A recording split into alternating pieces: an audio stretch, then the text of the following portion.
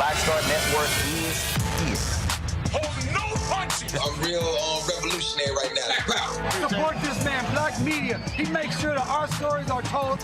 Thank you for being the voice of Black America, Roland. Stay black. I love y'all. All momentum we have now, we have to keep this going. The video looks phenomenal. See, this difference between Black Star Network and Black-owned media and something like CNN. You can't be Black-owned media and be scared. It's time to be smart. Bring your eyeballs home. You dig?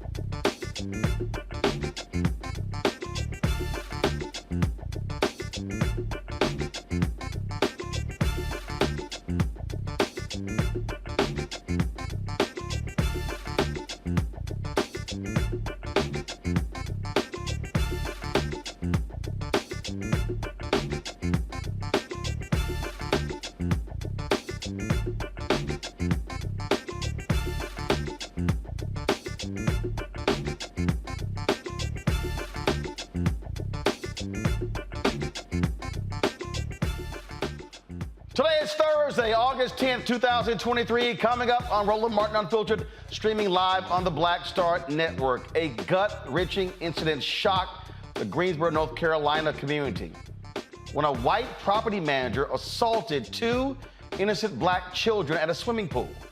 The attorney representing the victims' families will join us to discuss the pursuit of justice. A shocking story out of Georgia. A young couple, they're demanding answers after their baby's delivery turned into a horrifying nightmare. They say the doctor used excessive force during the birth, decapitating their newborn.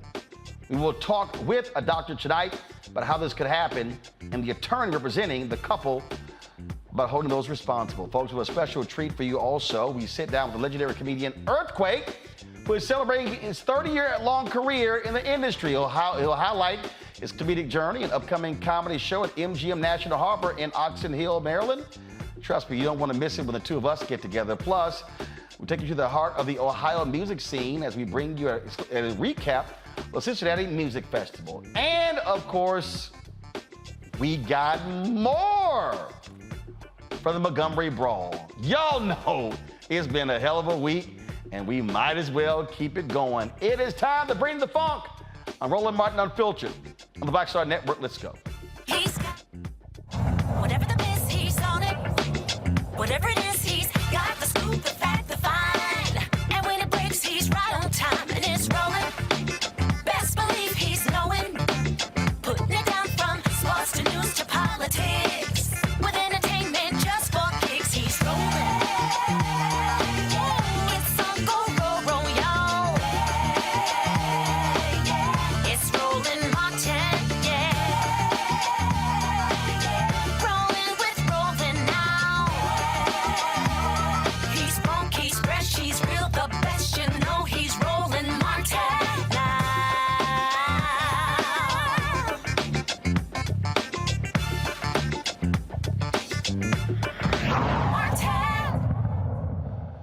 A white Greensboro, North Carolina woman is charged with assaulting two black kids at an apartment complex swimming pool.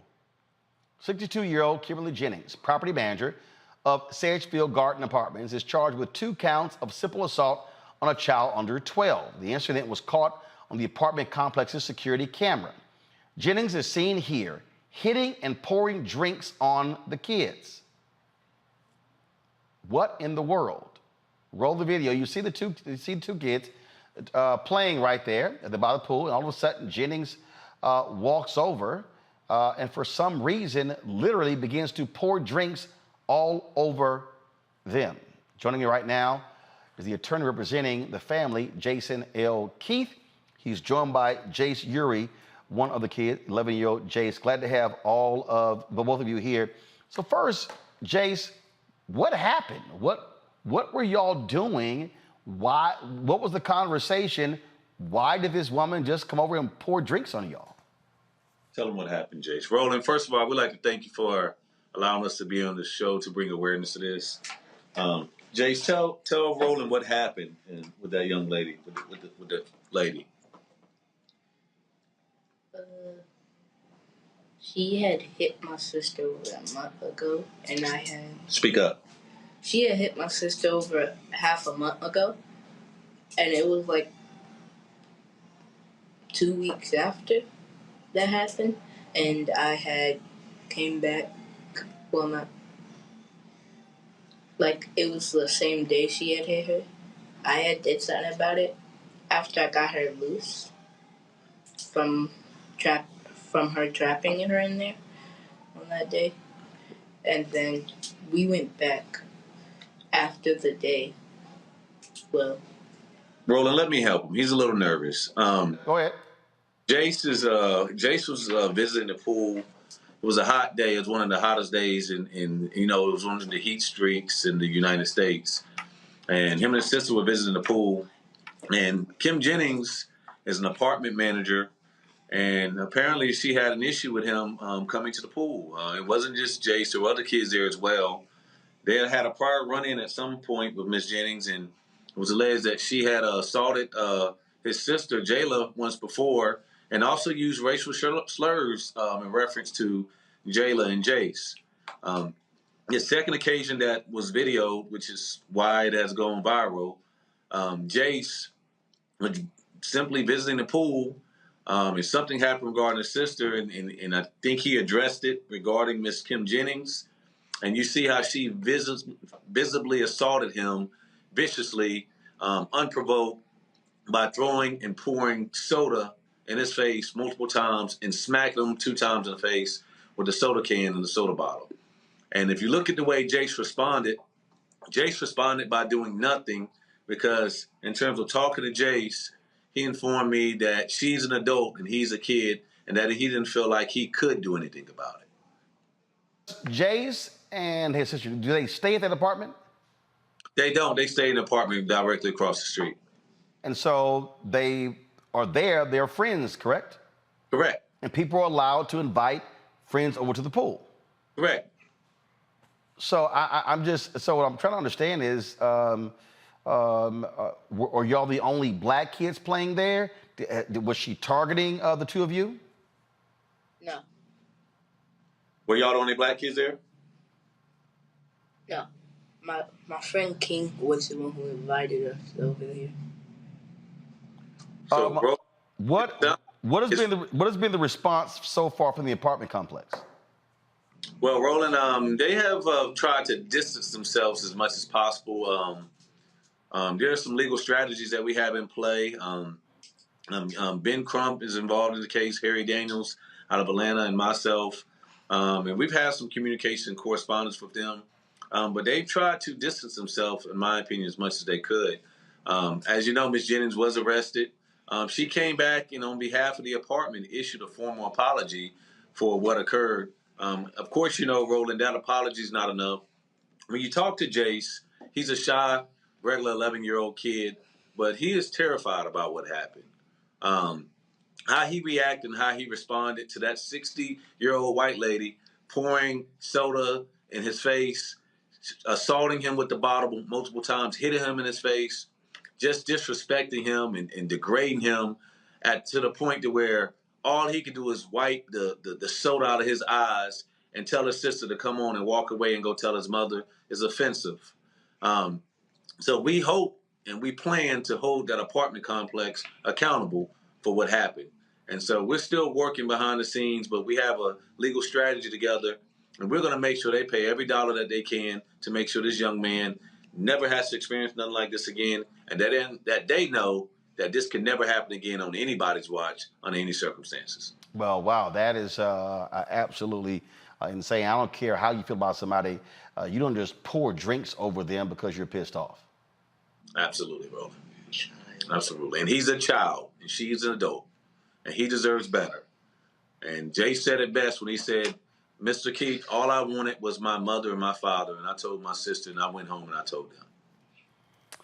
Well, Jace, hopefully you and your sister are doing a lot better. And look, trust your attorneys and be sure to get justice in this case. Tom, thank you. Thank you. All right. Gentlemen, thanks a lot. We appreciate it. Thank you, Roland. Thank you. I'm going to bring in my pal, Dr. Greg Carr, Department of Afro-American Studies at Howard University, joining us from Egypt. Part of his annual trip there, Reese Colbert, host of the Reese Colbert Show on Sirius XM Radio out of D.C. Nola Haynes, Ph.D., Georgetown University, School of Foreign Service out of D.C. as well. I'm going to start with you, Reese. So if people want to understand why black people responded the way they did in Montgomery, it's because of stories like this. Two kids unable to defend themselves, don't lash out, have to take that racial indignity of being mistreated. And again, that's why black people have not only the black people who fought back in Montgomery, but why you've seen black folks with the jokes and the memes and the videos and the chair and everything, because this is the crap that we've had to deal with. Woo, Chad, I'm glad you didn't come to me with that with Jace there, because I don't know if I could hold my composure. She need her ass whooped. She need that chair upside her head for many reasons. Number one, the drink, if you throw a drink, then you about to get dragged across the damn floor, period. Then you turn around and you hit a child, dragged across the floor, point blank, period. She should be blacked up and all kind of shit in her mugshot just for what she did to those children. Because it wasn't just one child she assaulted, but she assaulted 2 children. And it is traumatizing. And it's going to instill a certain amount of fear in Jace and probably his sister that is unfair to them at that age. I'm disgusted at the fact that there were adults that I can see in that picture around that didn't hop on her ass and drag her across that pool. There's no reason why she should have been able to level that kind of abuse at that young boy with clearly having multiple adults around. That's disgusting. And yeah, they have a saying, monkey know which tree to climb. And she knew that she could only try something like that with a child that is going to be respectful and that is going to feel helpless in that situation. And so I think she needs a taste of her own medicine in terms of what it's like to be helpless and to be defenseless. And so anything that happens to her, in my opinion, is not proportionate to the kinds of harm that she inflicted. The fact that it hasn't been stated that she lost her job is appalling, but take that company, that management company, for every single dime that they have, because this is racist, it's disgusting. And guess what? She chose the right one. But keep trying other people and you're going to end up more like the Montgomery bandits that are now the white people that are now facing charges, as opposed to just being able to get their licks in and go. And this right here, Greg, is the thing I keep telling people. Black people have had to deal with these incidents. A few years ago, the black woman at a pool with a white man demanding she show an ID to get into the pool. The folks who try to deliver packages, people sitting there selling lemonade. I mean, we've run so many of these stories, it's unbelievable. And look, when you get sick and tired of this crap, again, we always say you're going to roll up on the wrong black person on the wrong day, and hashtag team whip that ass is going to show up. No, that's true, Roland. I mean, rolling up on the wrong black person is a long tradition in the United States. In fact, the Montgomery story, I think something that's been underemphasized is that the only difference between what happened in Montgomery and 200 plus years of us being in this country is that somebody caught it on tape. We've been having that ass whoopings consistently, and certainly in places like Alabama, Mississippi, and other places. But, there's also a long history of trying to police black bodies around places of recreation, whether it be amusement parks, whether it be pools, places where the public has access. And in this particular case, there's also a tradition, I shouldn't say tradition, there's a history of lawsuits that come as a result of people who have been invited into subdivisions, into private pools by members being excluded from those places because they're black. Certainly, I'm wondering why she hasn't been charged with aggravated assault. In fact, a couple of attorneys here on the trip with us saying, once you've added an object, a Coke bottle, a Coke can, whatever, this could be charged as beyond simple assault, but aggravated assault. And so we don't know whether or not the prosecutor and other people involved in this situation are, in fact, shielding this white woman, which, of course, there's a long tradition of that as well. But finally, these kind of incidents over and over again just emphasize the fact that people act with impunity until they are stopped. And this woman here has certainly, she's certainly facing a situation where I don't know what will happen to her, but I know one thing: she should probably have her head on a swivel from now on in those parts. Again, Nola, I keep saying it on this show. I'm telling you that there reaches a point when folk ain't playing. And I saw a story the other day. I think somebody's suing a Popeyes worker because some customer was going off on the worker, and the worker just snatched homegirl's braids out of head. And I've seen it. I've seen where people act a fool with customer service folk, and they are showing all of their ass, and you don't know what that person's been dealing with. You don't know what they've been going through. And folk take a whole lot of stuff, and then when somebody snaps, they're like, oh my God, they snap. Yeah, because you kept acting a fool. Listen, so I think a lot of people forget that we are free. We are actually free. And, Black folks, for the most part, we just want to live our lives. We just literally want to live our lives.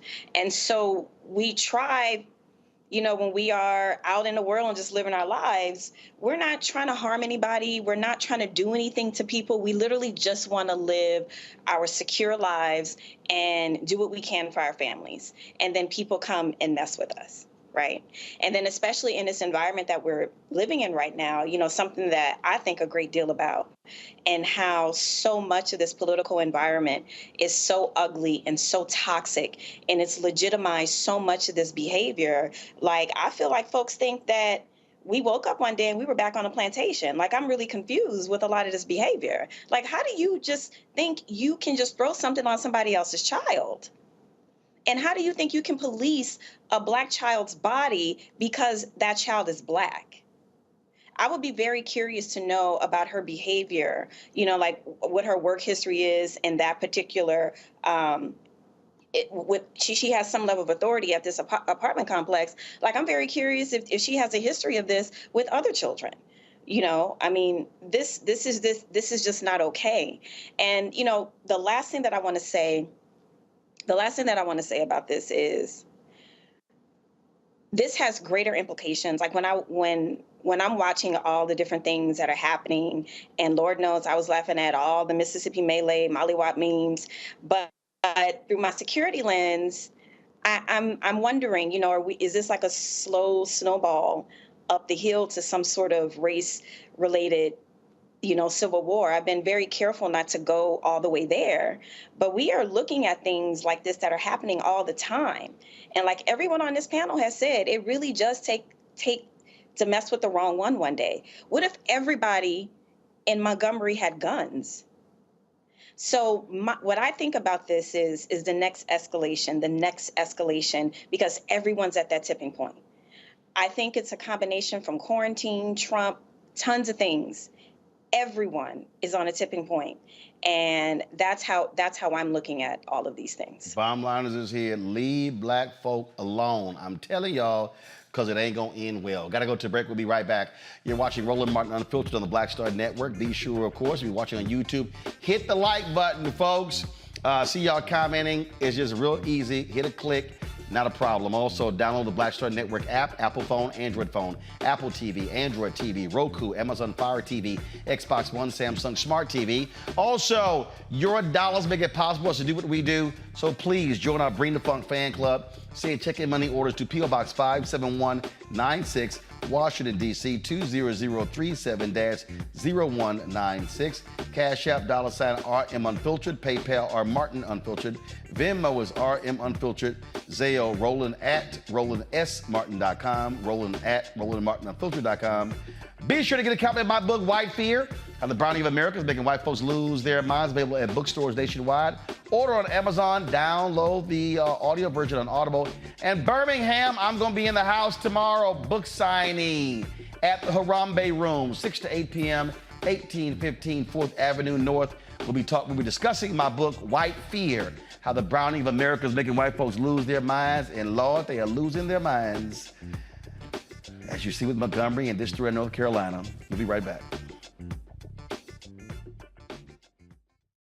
Question for you. Are you stuck? Do you feel like you're hitting a wall and it's keeping you from achieving prosperity?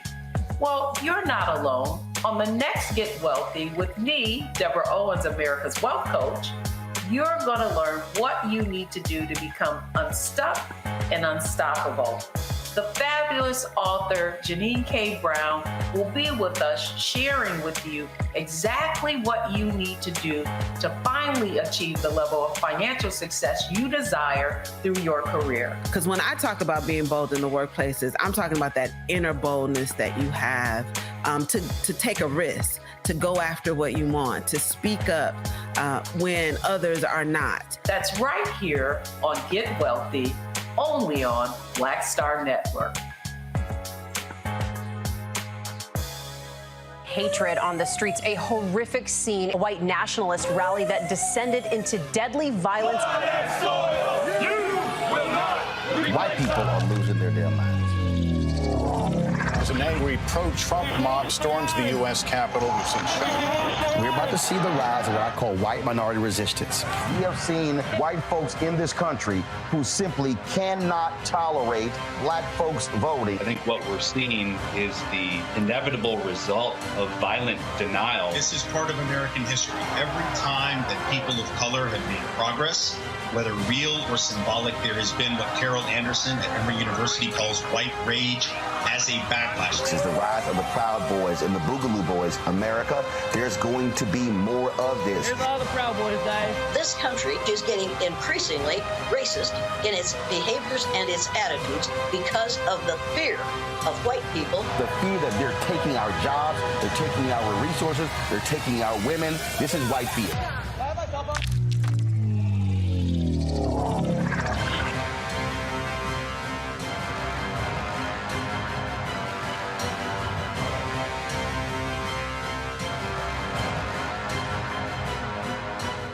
Hello, I'm Paula J. Parker. Truly proud of the Proud Family, Louder and Prouder on Disney+. And you're watching Roland Martin, Unfiltered.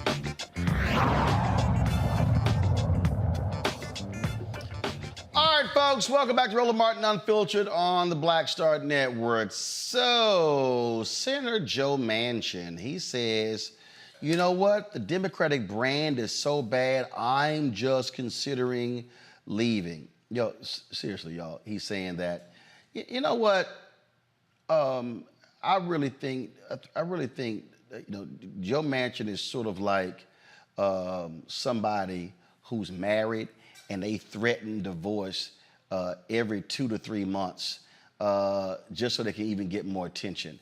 I'm gonna tell you right now, Greg, I am sick and tired of this grandstanding,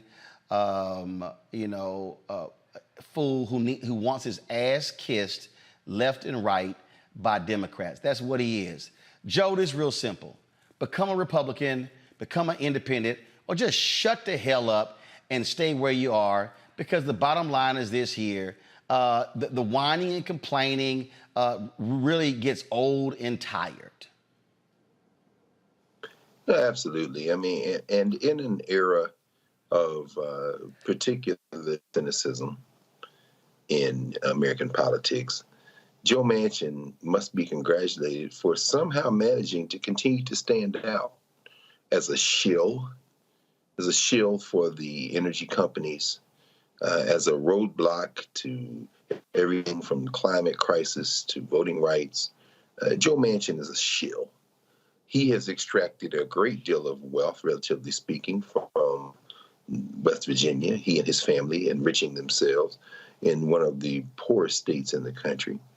And I must say, I mean, again, this man who is a millionaire, who has figured out ways to drain resources for his wife, for his children, in an era when you might think that we are kind of inured to this type of political chivalry, Joe Manchin stands out. He's trying to win re-election, of course. No doubt those who are invested in extracting further wealth from the country through the white nationalist party have propped him up, and certainly he might try to attempt to play a spoiler in a presidential election. Manchin is not going off script. Joe Manchin is doing what Joe Manchin does. Joe Manchin thinks. And so as the shill from West Virginia continues to do what he does, we just have to pause and reflect on the fact that this is the state of American politics today. You know what, Reese? You talk about city girls. He a country girl. I mean, all he wants is attention. This was a quote in the radio interview. I'm thinking seriously. For me, I have to have peace of mind. Basically, the brand has become so bad. The D brand and R brand. You've heard me say a million times, I am not a Washington Democrat. Dude, shut the hell up. Yes, you are. Yes, you are. Maserati mansion, yacht owning mansion, millionaire mansion. Wasn't his daughter the one that raised the price of, was it EpiPens?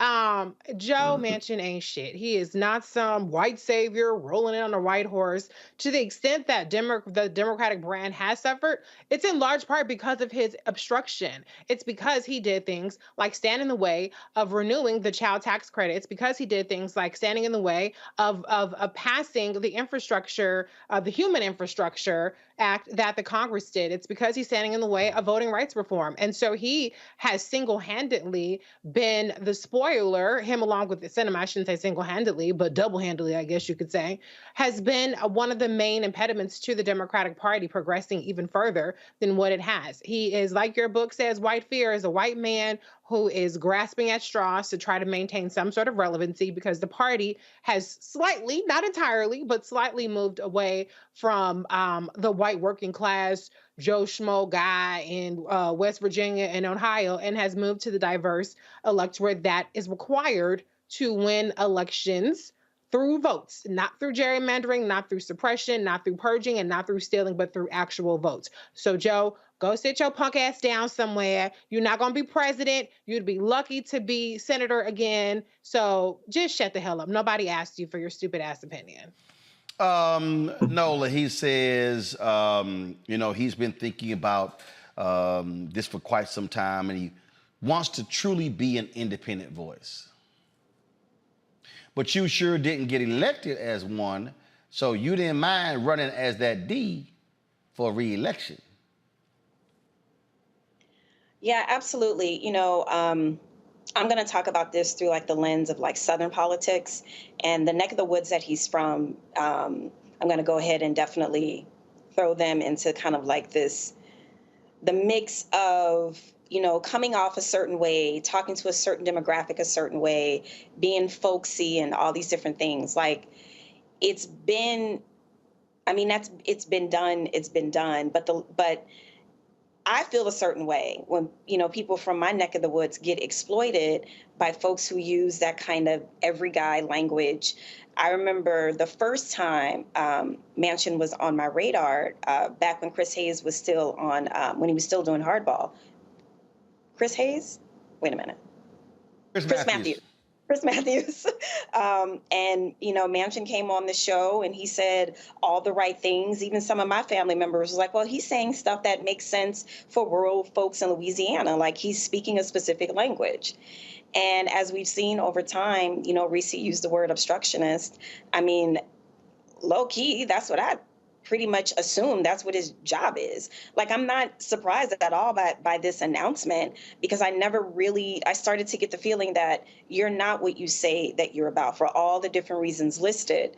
But for me, I take offense because it's like, the same group of people continuously get exploited over and over and over by people that have absolutely nothing in common with them, saying that they have everything in common with them and that they're looking out for them. And I just don't think that that's the case. Yep. I just sit here and again, it's just wonk, wonk, wonk. And here's the whole deal. If you're going to leave, just leave. Just shut up. Mm-hmm. Like all this, oh, I might stay. I might go. And I'll be treated well. The brand is bad. Go or stay. Shut up, please. All right, y'all. Gotta go to break. We come back to talk this crazy case out of Georgia where a family is suing the doctor in the hospital for decapitating their newborn. A shocking and stunning story. We'll talk with the family's lawyer next. Also in the show, Montgomery brawl. The folks, the white folks, the cops said they got warrants out for their arrest. They have turned themselves in. We'll show you their mug shots and show you more great videos and memes that black folks have been putting out fast and furious. You're watching Roland Martin Unfiltered right here on the Black Star Network.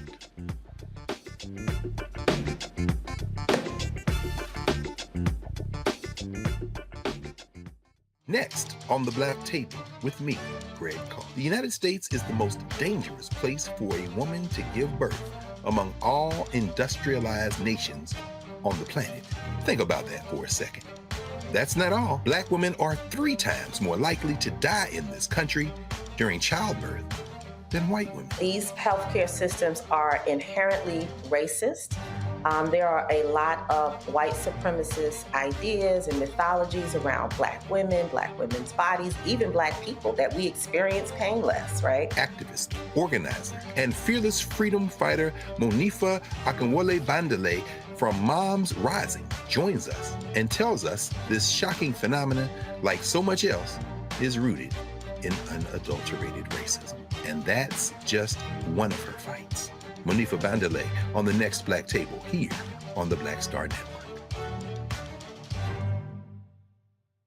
Up next on The Frequency with me, Dee Barnes, the shooting of Megan Thee Stallion and the subsequent trial of Tory Lanez.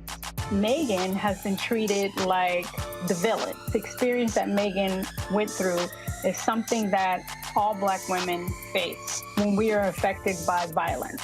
This is something that's called misogynoir. There's a long history of characterizing black women as inherently bad in order to justify our place in the society. Next on The Frequency with me, Dee Barnes. On the next A Balanced Life with Dr. Jackie, we're talking all things mental health and how helping others can help you. We all have moments where we have struggles, and on this week's show, our guests demonstrate how helping others can also help you. Why you should never stop giving and serving others on a next A Balanced Life here on Black Star Network. Hi, I am Tommy Davidson. I play Oscar on Proud Family, Louder and Prouder. I don't play Sammy, but I could. Or I don't play Obama, but I could. I don't do Stallone, but I could do all that. And I am here with Roland Martin on Unfiltered.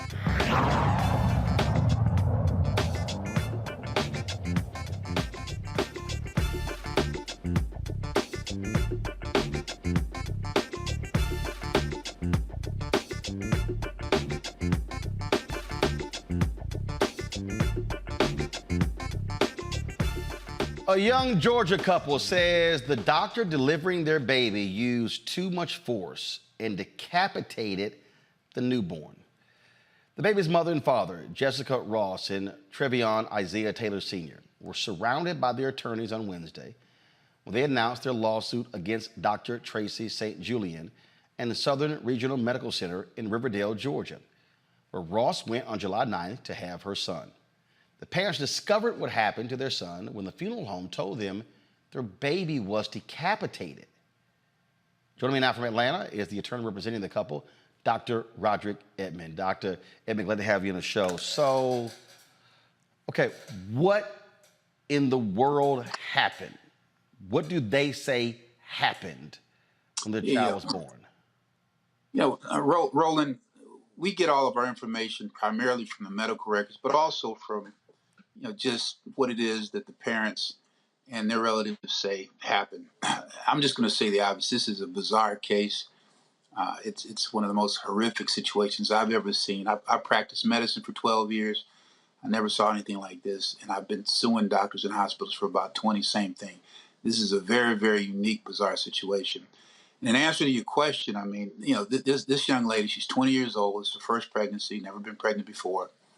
And, she basically had an uneventful prenatal course, but her water broke on the 9th of July. She shows up appropriately at the labor and delivery department there at the hospital.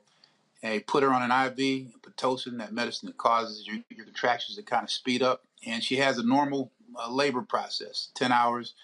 And then she's fully effaced. She's ready to start pushing at about 8:40 in the evening. She starts pushing.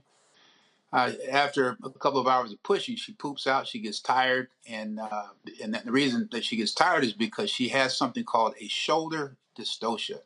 That's a fancy word for saying that the baby's coming down and the shoulders get stuck on the bone coming through the pelvic canal, coming through the pelvic girdle. And doctors are trained. They're supposed to know how to deal with a situation like that. And, the reality is that, this doctor, the nurses there at the hospital did not appropriately deal with it. They just didn't. The end result, though, was that too much traction was used in trying to pull this baby's head out of the canal, such that it broke bones in the skull, broke bones in the face, and broke bones in the neck.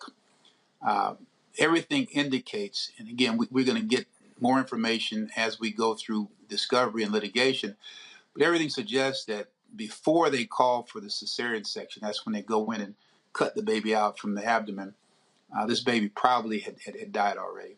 All right, but the bottom line is that when they went back to the cesarean section, the woman, when I say woman, the doctor took the scalpel, opened the belly, opened the womb. The feet came out, the body came out, but the head did not. The head was still in the vaginal canal, and the baby had been decapitated. And that's what happened. And So is the hospital disputing this?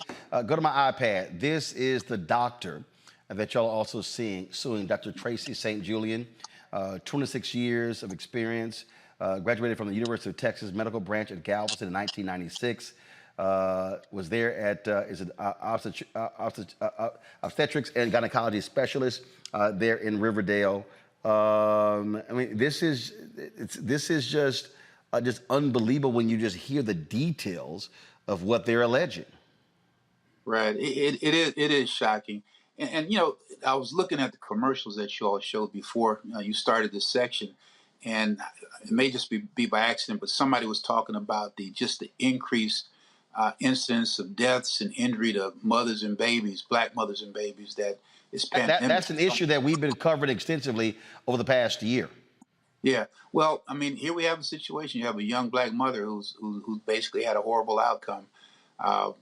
There was a 2021 Blue Cross Blue Shield study, and they did a very, very scientifically based analysis, and they came to the conclusion that Black women have a 63% greater risk of having injury to themselves and to the baby, and death to themselves and to the baby. I think Hispanics just have a couple of points less than that, but it's much higher than white people, 63% higher risk than white people. And then double down on that risk goes even higher once you start looking at a very, very younger demographic, women or girls between the ages of 15 and 23. That number is even higher. And so, I know a lot of people are sitting back saying, okay, the obstetrician was Black. This isn't about racism. You know what? I want people to just back off. This isn't about pointing fingers and saying people are doing things intentionally because folks are Black. I just want everybody to back up off of it. How many times have you gone into a restaurant and you're Black, the waiter's Black, and you see that they treat you different than the white clients? I mean, that's the kind of systemic racism that we're talking about. It's just not endemic to white people or whatever. I mean, I think our whole nation has been dumbed down. They've been somehow herded kind of subconsciously, like a ring on the nose, toward treating people who are Black, treating people who are poor treating people who basically just don't look like they have that sheen and shine and polish differently. And I would be shocked if, in fact, I'll say this. I really believe in my heart of hearts, if this was a 35-year-old woman who came in buttoned down in a business suit, then her baby would be alive. Question from my panel. Nola, you first. Oh my goodness, I'm just so struck by the last thing that you just said, and thinking about how Black folks can absolutely be anti-Black. And I think that's an important part of the story, along with the immense amount of trauma that the mother and father are going through. But it seems to me you're going to have to talk about this quite a bit, and I'm so happy that you, towards the end there, you brought it up. Because what tends to happen is that if you get one case study that gives you some sort of thing to talk about and wrap your ideas around, everything else can be dismissed. And because the doctor is Black, then you dismiss all the other kind of serious claims around Black women giving birth. So my question is to you, I can tell that part of your strategy is just to bring it out there and just to kind of like talk about it. But what about giving people ammunition to be dismissive of the overall problem? Have you thought any detail about that and how to go about that communications wise? And I apologize. Maybe I didn't understand your question. If you could, you say giving people ammunition to go about. I don't understand that. Just say being dismissive of Black women across the country who are suffering from many different situations when they go to give birth. So what I'm saying is sometimes when one thing happens, then the conversation can switch and people can dismiss the largeness of a thing. Have you thought through how you would maybe address that if that comes up?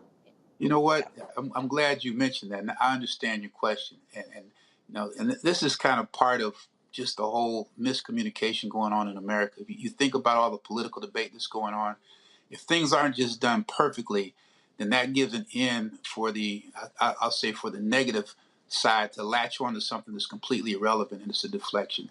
And I hear what you're saying. In this particular case, this is very linear right here, okay?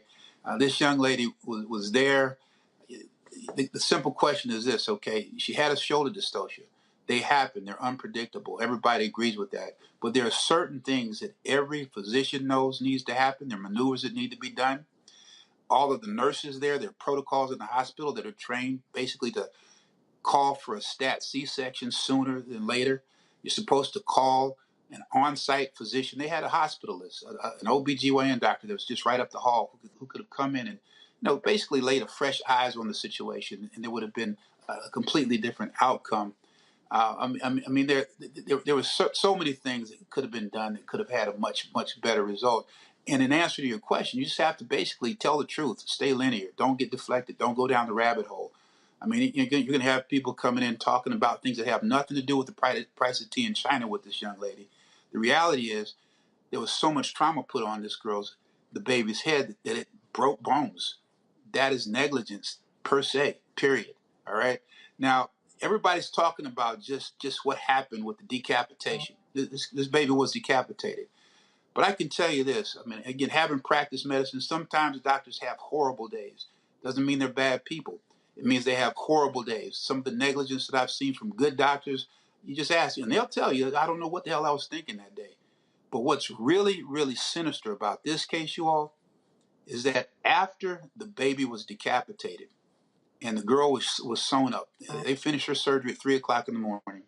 This doctor came into her room 2 hours later, and essentially withheld information, did not tell this young lady, that her baby had been decapitated. She told them that your baby died from injuries to his neck, completely purposefully withheld the fact that this baby had been decapitated, reasonably knowing that once they found out the details and the reality of what happened, then they would be that much more emotionally traumatized. And so there was a cover-up that happened in terms of the dissemination of information.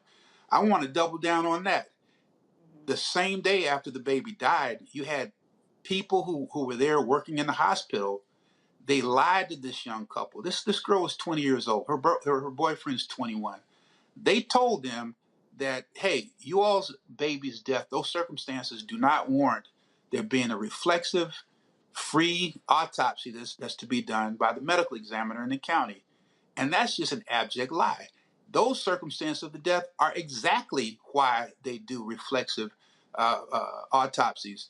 And they tried to encourage this couple to cremate their baby in an attempt to destroy evidence. So they're trying to obstruct the development of evidence, and then also they were trying to destroy evidence. And this is the crazy part. A couple of hours after her baby was dead, this young lady tearfully, sorrowfully said, "I want to see my baby." Like just about all women do when they have a baby that dies. They usually open up the blanket, they look there and make sure all the fingers are there and everything. And you know what the people at the hospital told her? They told her, "You can't see your baby." She insisted, she persisted. And once she persisted, they said, "Well, okay, you can see your baby, but you cannot hold your son." And so what they did is that they wrapped the baby up tightly in a swaddling blanket. They propped the baby's head up on the body and laid it in a bassinet, and she was able to look at her baby through a glass window, thinking that her baby was intact. And that happened. So we have an extra element that's sinister in this claim that deals with fraud, misrepresentation, and how in the hell are you going to basically treat human beings like this? This is the sauce to this case. It's just not the death and the decapitation. It goes further in terms of sinister cover-up, fraud, misrepresentation, and treating people like they're less than. And I'll say this again. They damn sure wouldn't have treated those young people like that if they weren't young and black. See? Yeah, my heart goes out to your clients. This is horrific. It's, I think, every woman who's gone through pregnancy is their worst nightmare. And I mean, you kind of went into a lot of detail about what I was interested in hearing about was the cover up. And people don't cover up innocence; they cover up guilt. And so my question is: have there been any kind of disciplinary actions filed against this doctor or against this clinic? I understand that there's a lawsuit, but have there been any efforts to really kind of hold her accountable and prevent her from continuing to continue to provide services to pregnant women under these circumstances? How is that working for her? Yeah, first of all, I don't know any details, but I'm 100% positive that there's going to be an investigation from the Composite State Medical Board in Georgia. I'm sure that there is an investigation going on, maybe a criminal investigation going on by the state in some capacity. But all of this is going to come out in the wash really probably within the next couple of days, few weeks. But there are investigations that are firing up on every angle. Greg. Thank you, Roland, and thank you, Dr. Edmond. I think you really kind of struck the one of the underlying issues here, given the fact that, I certainly don't know anything about Dr. St. Julian, and as you say, doctors can have bad days. The class issue involved. Anything on Southern Regional Medical Center, I've heard from some friends in the medical profession, it doesn't have the best reputation as a center. It's gone through several owners. As a physician and as a lawyer, institutionally, how can things like this happen? And I was the one that indeed had talked to Montgomery Bandele for Moms Rising about these issues. What role might class play in terms of the kind of services poor people get and poor Black people get, and anything about Southern Regional Medical Center and how that might be a factor in terms of the kind of services they provide to folks? You know what? I don't know enough really to talk specifically about Southern Regional Medical Center in terms of their persistent quality or lack thereof. The fact that they've had multiple owners, in my mind, that doesn't suggest that there's any lack of quality. I mean, this is a tough time financially, economically for hospitals. But I will address your question in that it just seems. And it's reflected in those numbers. It seems that categorically across this nation that poor people, I said, poor white folks statistics are probably just like black folks. Poor people, poor people, black people, Hispanics, people who just categorically in our system are looked at as less than, they systemically get less care or poor quality care. And that's just, that's what the data shows. And again, you have people coming from all institutions trying to figure out why. And so that's the big question. And you know what? I think as long as we shine a light on it like we're doing right now, we're going to figure it out. All right. All right, then. Hey Roland, before we get going, I just want you to know that I pledged a guy named A. Scott Bolden down in Morehouse. And he called me today and he told me to tell you that what do you call 5 alphas and 1 kappa? And easy, five much smarter men. He said 5 alphas and 1 kappa. He says that's called a fair fight. All right, so. Well, first of all, anybody who chooses to pledge a youth group that's a fraternal imposter knows better that that's not the truth. See, it was smart for you, Doc, just to keep moving. See, you shouldn't have even started any of that, because trust me, it don't end well for y'all. So. But guess what? But then after that, he said, "Tell the brother I love him." Yeah. That's called. Don't make. Hey, Henry, give me a shot. Doc, keep it up. You gonna meet that right there. I hear you. Look up, y'all. All of y'all. Keep on doing. You're gonna meet that chair right there. All right. Doc, all right. We appreciate it. Thank you so very much. Thanks a lot. Thank you. All right. Folks, I'm gonna go to a quick break. We come back. We're gonna talk to a doctor who can explain what actually happens in the medical room and how this possibly could have happened. Man, sad story. You're watching Roland Martin Unfiltered right here on the Black Star Network. When you talk about blackness and what happens in black culture, we're about covering these things that matter to us, speaking to our issues and concerns. This is a genuine people-powered movement. There's a lot of stuff that we're not getting. You get it, and you spread the word. We wish to plead our own cause. Too long have others spoken for us. We cannot tell our own story if we can't pay for it. This is about covering us. Invest in black-owned media. Your dollars matter. We don't have to keep asking them to cover our stuff. So please support us in what we do, folks. We want to hit 2,000 people, $50 this month, raise $100,000. We're behind 100,000, so we want to hit that. Y'all money makes this possible. Check some money orders. Go to P.O. Box 57196, Washington, D.C. 20037-0196. The Cash App is $RM Unfiltered. PayPal is R Martin Unfiltered. Venmo is RM Unfiltered. Zelle is Roland at RolandSMartin.com. Question for you. Are you stuck? Do you feel like you're hitting a wall and it's keeping you from achieving prosperity? Well, you're not alone. On the next Get Wealthy with me, Deborah Owens, America's Wealth Coach, you're going to learn what you need to do to become unstuck and unstoppable. The fabulous author Janine K. Brown will be with us sharing with you exactly what you need to do to finally achieve the level of financial success you desire through your career. Because when I talk about being bold in the workplaces, I'm talking about that inner boldness that you have to take a risk, to go after what you want, to speak up when others are not. That's right here on Get Wealthy, only on Black Star Network.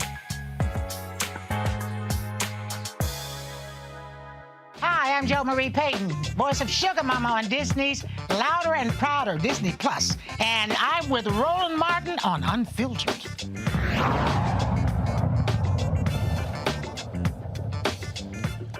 All right, folks, we are now talking with a doctor of New Orleans, Dr. Joy Creer-Perry. She's president of the National Birth Equity Collaborative. Doc, glad to have you here. When you saw this story, when we hear these other stories, we've talked about the fundamental problem that black women are facing in birth. It is shocking and stunning. Obviously, these details are beyond the pale. But again, it goes to show what continues to be a persistent problem with black maternal health in this country. Yes, thank you so much, Roland. I have to say, I'm honored that you're even talking about this, because we act as if we've cured this problem. We know the United States is the only high-income nation where people are dying within a year of childbirth at higher rates than they were dying last year. And Black women specifically are dying at sometimes 8 to 12 times more likely to die than their white counterparts who have the same education. So with my fancy MD and my education from an Ivy League institution, none of that protects me from dying.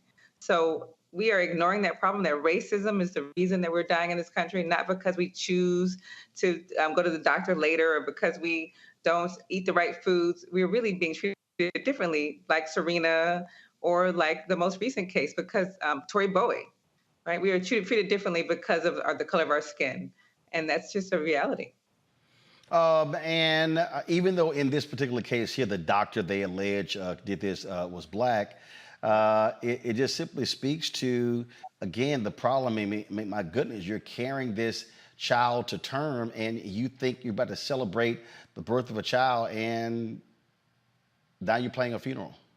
You know, and the thing is, I honestly don't know, Dr. St. Julian. I spent a decade on the board of the National Medical Association. In fact, I met you at one of those conferences years ago. What I do know is I've been her. I've been a Black doctor, a Black woman, trying to get people to listen to me, to hear me, right? I've been a person saying, here's my patient who we're having this moment. She's having complications. And I know that the data shows that we're supposed to apologize. We're supposed to show empathy. What I do also know is what the system does is hide and lie and show shame. So then even though you know better as the Black woman who's a physician, you get thrown in and thrown under the bus the same way that the patient is. So I want this patient to get justice. I want her to understand what happened to her, but I also don't want the physician to be thrown under the bus as if she has all power, right? When you are a Black woman working inside of a system, you have the same, you're also trying to fight to save your patient's life. We know that there's data that shows that when there are Black physicians, that we have better outcomes because we're the ones usually fighting for this, but we don't always win. We're also just in the same structures that we're fighting against racism, fighting against anesthesia, a hospital administration, lawyers who are saying, don't talk about it. And meanwhile, we are also being harmed. So I have empathy for both people. I really believe, though, that the mother surely should get, and that father should get answers and should get the truth. But we should not just demonize this physician as if she can control an entire hospital system. The system is racist. The structure is racist. The structure ignores and does not apologize for the harm that it causes. That's what we have to change. I got quick questions with each one of our panelists. Greg, you first. Thank you, Roland, and thank you, Dr. Career, because that's exactly what I was attempting to ask Dr. Edmond. You know, when you are faced with a situation like that, what options do physicians have, particularly Black physicians and Black women physicians taking care of Black women giving birth? How can you fight back against the system in real time? And could you walk us through some of the specifics of a situation like that? Is the OR completely staffed? I mean, does she have the option? I mean, could you help us understand some of that as lay people? Sure, for sure. I mean, I've been in there. And so, like I said, this is not me. I was not there. So I just want you to hear that I have not practiced this myself in 10 years. I work on policy now. But what would normally happen is a patient is having a complication and you are calling for anesthesia. You're calling for the operating room. You're calling for someone to help you because the baby is stuck. It's a big baby and it's stuck. And you really need them to listen to you. And there's a world that people listen to whatever we say, but that world doesn't exist a lot of times for us, right? And so we are asking to go to the operating room. To get into the operating room, you need a nurse to push the patient. You need anesthesia to say, I'm going with you. Like you're commanding a ship is what they tell you as a physician. But that ship doesn't always listen to Black folks. And so I was not there in the room, but this has happened to me personally, that my desire for my patient has been ignored. And so just knowing that at that moment when things are happening real time, you could get snowballs and it can become really complicated very quickly for everybody in the room. And so I'm friends. I love for Cure for Moms and the work that he's doing around the loss of his Charles Johnson loss of his wife. And I would tell him frequently, yes, that doctor who harmed your wife, who did not show up for that C-section, should be punished for his role. But he alone did not cause Kira to die. There's no possible way that he by himself did that. He showed up 12 hours later after her entire system failed her. So that's what we can't lose sight of for this patient. Reese?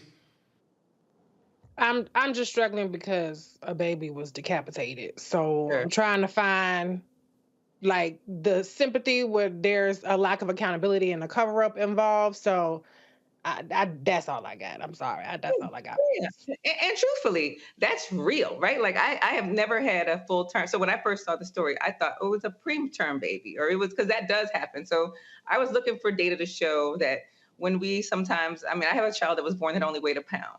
And he's still alive. He's 26 years old and he eats too much food and talks noise to me. But at the time, he was the smallest living fetus. So there are people who, in delivering that small little a baby that weighs less than a pound, you do sometimes decapitate, right? And it sounds like unbelievable, but that is honestly pretty common. When I first saw the story, I thought, oh, it's a preemie, and they're demonizing the physician.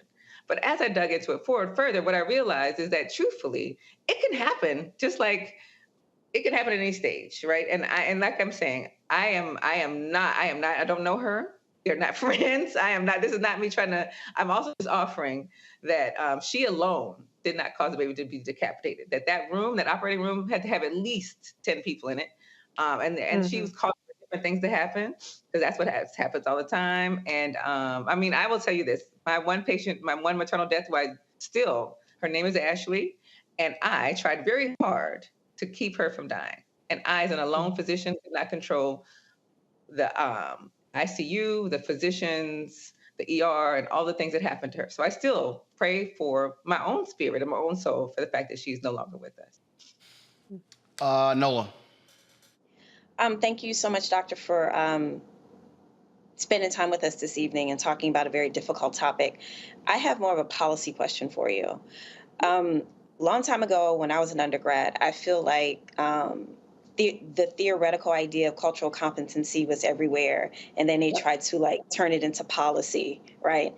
And clearly it hasn't worked, because you're still talking about systemic problems. So what are some of the policy suggestions that you've thought through, things that could help do something about addressing the systemic problems within the system? Because clearly the one big thing that they put tons of energy into did not work. I totally agree. In fact, I do those. So my organization, the National Birth Equity Collaborative, we do what we call respectful maternity care. We do training.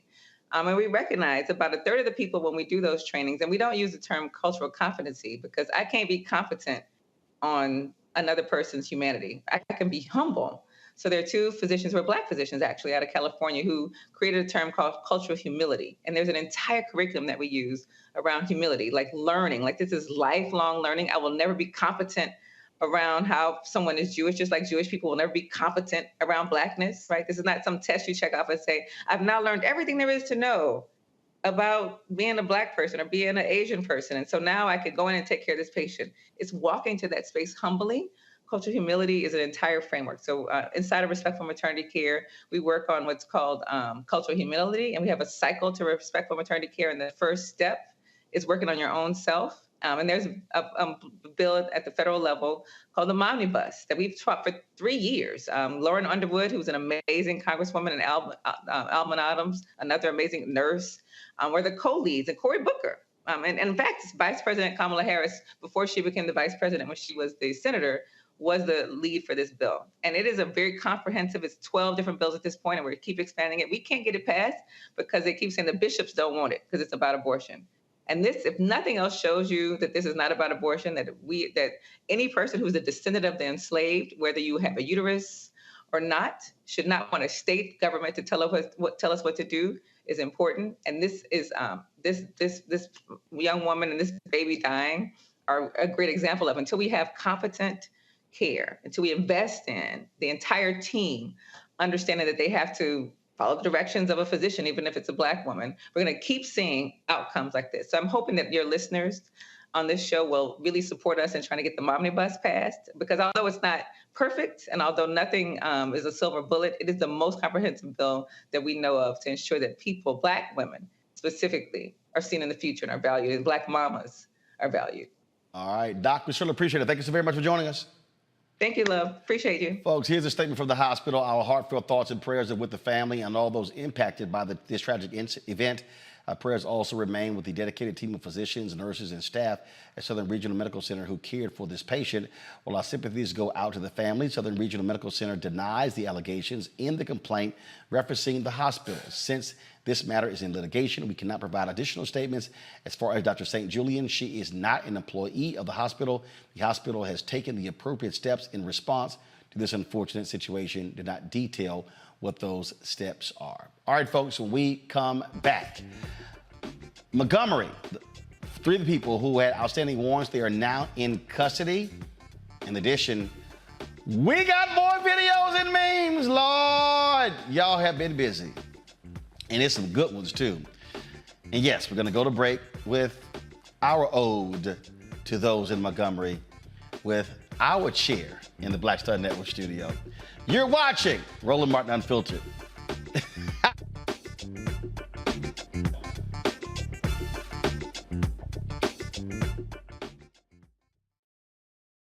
Up next on The Frequency with me, Dee Barnes, the shooting of Megan Thee Stallion and the subsequent trial of Tory Lanez. Megan has been treated like the villain. The experience that Megan went through is something that all Black women face when we are affected by violence. This is something that's called misogynoir. There's a long history of characterizing Black women as inherently bad in order to justify our place in the society. Next on The Frequency with me, Dee Barnes. Next on the Black Table with me, Greg Cole. The United States is the most dangerous place for a woman to give birth among all industrialized nations on the planet. Think about that for a second.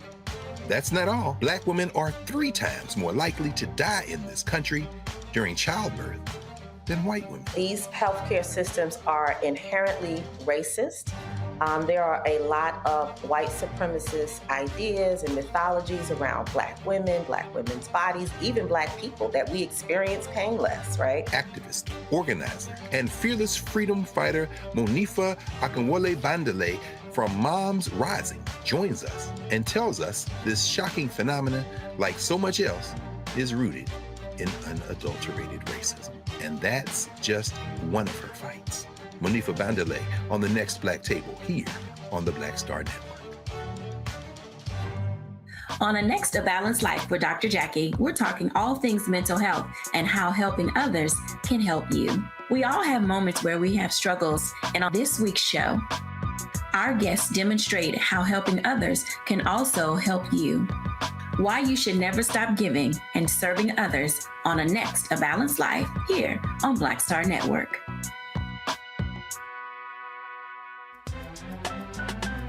I'm Faraji Muhammad, live from LA. And this is The Culture. The Culture is a two-way conversation. You and me. We talk about the stories, politics, the good, the bad, and the downright ugly. So join our community every day at 3 p.m. Eastern and let your voice be heard. Hey, we're all in this together. So let's talk about it and see what kind of trouble we can get into. It's The Culture, weekdays at 3, only on the Black Star Network. Hi, my name is Freddie Ricks. I'm from Houston, Texas. My name is Sharon Williams. I'm from Dallas, Texas. Right now, I'm rolling with Roland Martin, unfiltered, uncut, unplugged, and undamn believable. You hear me?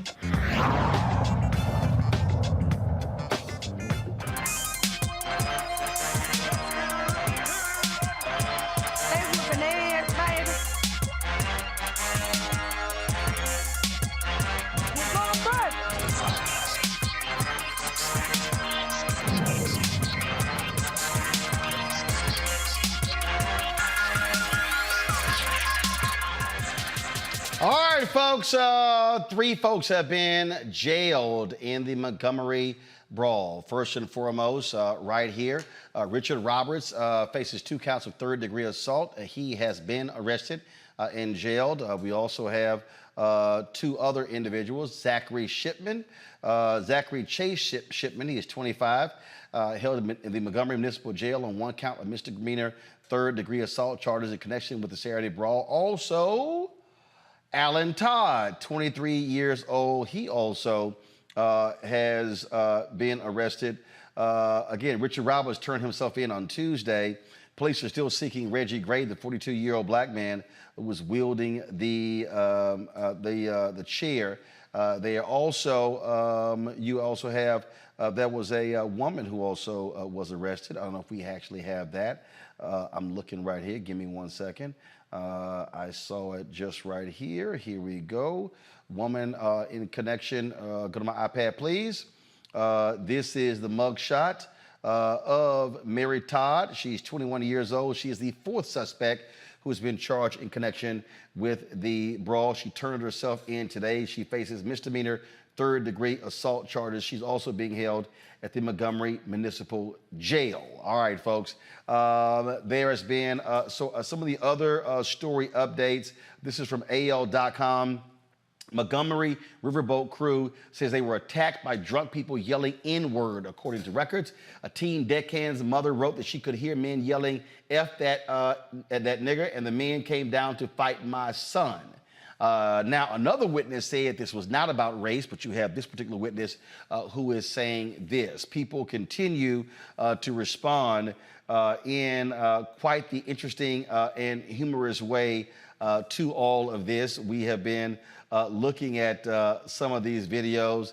So in Copenhagen, they have Fashion Week, and guess what? The black chair made an appearance during Fashion Week. The sister is coming down. Do y'all have, pull up audio, guys, come on. The sister is sitting here wielding that chair as she's walking down the runway. I thought that was one heck of a video there.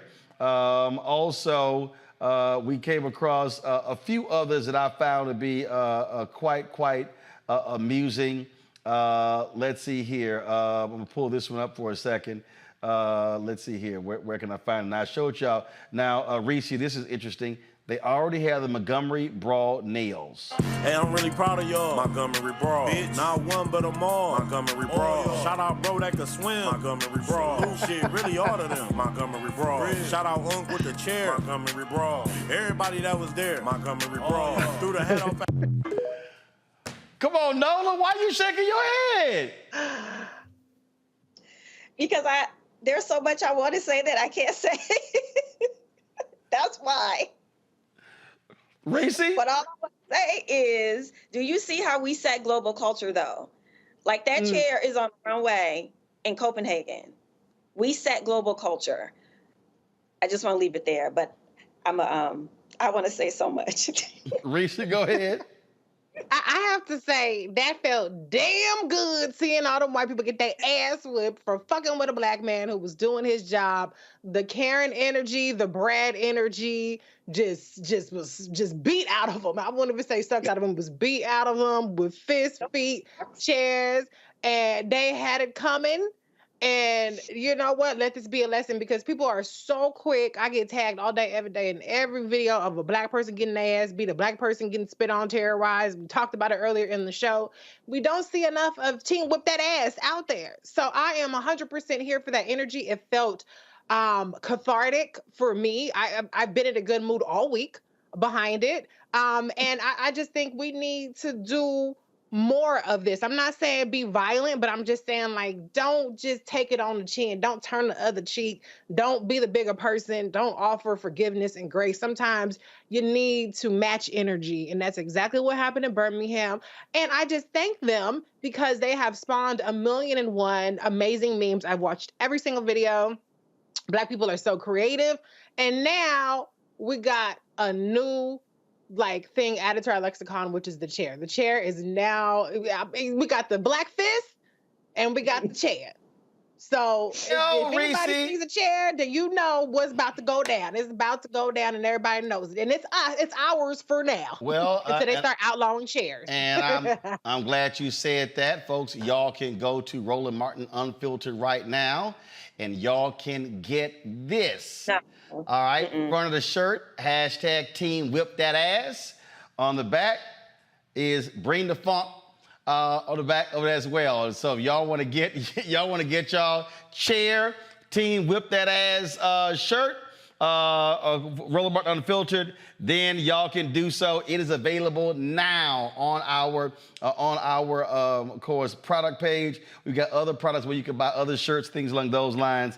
But yeah, right there, this is the front of the church. This is the front of the shirt right there. It says, because y'all know I've been using the hashtag Team Whip That Ass for a long time. It started when me and Teray had a battle on Twitter when he felt I was wrong for believing in corporal punishment. I was like, no, Team Whip That Ass. I'm a firm believer in that. So, yeah, so you can get your official Roland Martin Unfiltered Black Star Network chair Team Whip That Ass shirt. Again, that's the front of the shirt right there. This is the back, hashtag Bring the Funk, because y'all know that's what we do. All right, we got some other videos. Roll it. This song goes out to all the soldiers on the battlefield in Montgomery. Here we go. If you go to Montgomery, you gon' mess around and find out. If you go to Montgomery, you gon' mess around and find out. Down by the riverboat, you go to Montgomery, you gon' mess around and find out. All you gotta do is hop off the riverboat, because Montgomery want all the smoke. Oh, you walk over, limp back. You walked over, limp back. Grab that chair, it's right over there. Look at that man, my God, he's swimming fast. Take off your shoes, you know what to do. We finna fight, been doing it all our life. They thought they had us chained, but God said not today. Best for Dr. King, because he wouldn't swing. Best is for Obama, yeah, we should've won. Django coming back, and Jamie did too. Attacked us by the river, the ancestors came through. Oh, they walked over, them back. And that's a fact, on period, on everything. Oh, there's gonna be a new line dance, Greg. We gonna make a line dance. Absolutely. You know, it's very interesting. We've been here for about a week and a half so far. Right now, I'm sitting in Aswan, and where we're staying requires a boat, a ferry. And, you know, dozens of times a day, ferries go back and forth between Elephantine Island and the mainland here in Aswan, and they're run by Nubians. So when men who look just like us, you keep your mouth shut, you wouldn't be able to tell the difference between one of us and Nubians here. And, of course, you can imagine with that kind of traffic on the shoreline, there are going to be moments when the boats bump into each other. They got the tires on the sides, and it's all very calm, all very peaceful. These brothers all know each other, and they've been working, some of them, for decades at this trade. As we were having the conversation, the Africans from the United States, to the tune of about 220 is what we took over here this time. This has been one of the very few stories from the United States of America that we've been talking about. It's very refreshing to be outside of a criminal enterprise where race is the framework through which we live our lives, and to be among people for whom this is not an issue. Why am I drawing this? This kind of energy is two things come to mind. Number one, as I said earlier, the only thing that is really different between what we're seeing with this and what has happened before in Alabama, Mississippi, and everywhere else is that it was caught on tape. Hell, half of the Great Migration happened because black people whipped that ass. The Negroes in Detroit are there because they came from Alabama, because more often than not, when a white man decided to nuck if you buck, the black person took them out, and that's why they had to leave Alabama in the middle of the night to go to Detroit. Same thing for people from Louisiana and Texas and Las Vegas, people in L.A. coming from places like Arkansas and other places, people from Buffalo, New York, or Chicago, from Mississippi, and from the Carolinas and to Philadelphia. I say all that to say that this is not new. So that's the first thing. We should be careful to say we finally had enough. We had enough when the first hands were put on us, and the first hands were black. The second thing I think is very much more important in some ways, and that's this. What this is doing, I agree with Reese, it's a global phenomenon. What this is doing is serving notice that this type of response to white terror and white violence is now being energized by a new generation. The United States of America doesn't have enough police, doesn't have enough deputy police in terms of white people to really to any way neutralize the combined anger and pent-up emotion of Black people.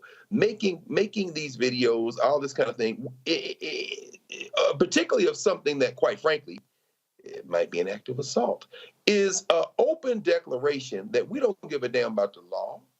We don't give a damn about any potential punishment. If you come over here, we're going to dance with you, and we might take your legs off. Think about that for a minute. Think about that. An act where somebody hits somebody with a chair is not only being declared basically self-defense without any court of law having any weighing in, it is being celebrated in a way that is, in fact, energizing, is catalyzing the type of response that you're almost saying now, you know what? It's okay. That signal could have profound implications as we enter this new election cycle and folks want to make country music songs and scream all kind of things. This could get a whole lot more violent before it gets better. Don't swing on folks, because you might get swung on back. Roll the next video. Nothing, just getting ready for work, that's all. Somebody pray for me. Somebody pray for me. Somebody pray for me. Man, when the black cops start pulling the chairs out, you know something's up. Roll next video. My brothers and sisters take arm in the Battle of Montgomery. I knew that I had to be prepared myself. Pulling out old Betsy, I practiced my chair jutsu. I haven't used this skill in years, as the last time I used it, I sent 4 people to the hospital with concussions. Their brains turned to jelly. It's a daily skill passed down from hood master to hood master. Baby daddy to baby daddy. It's a powerful skill. When thrown, the chair can cause riots and get the most sane person into a frenzy. But it's necessary. And I will be ready.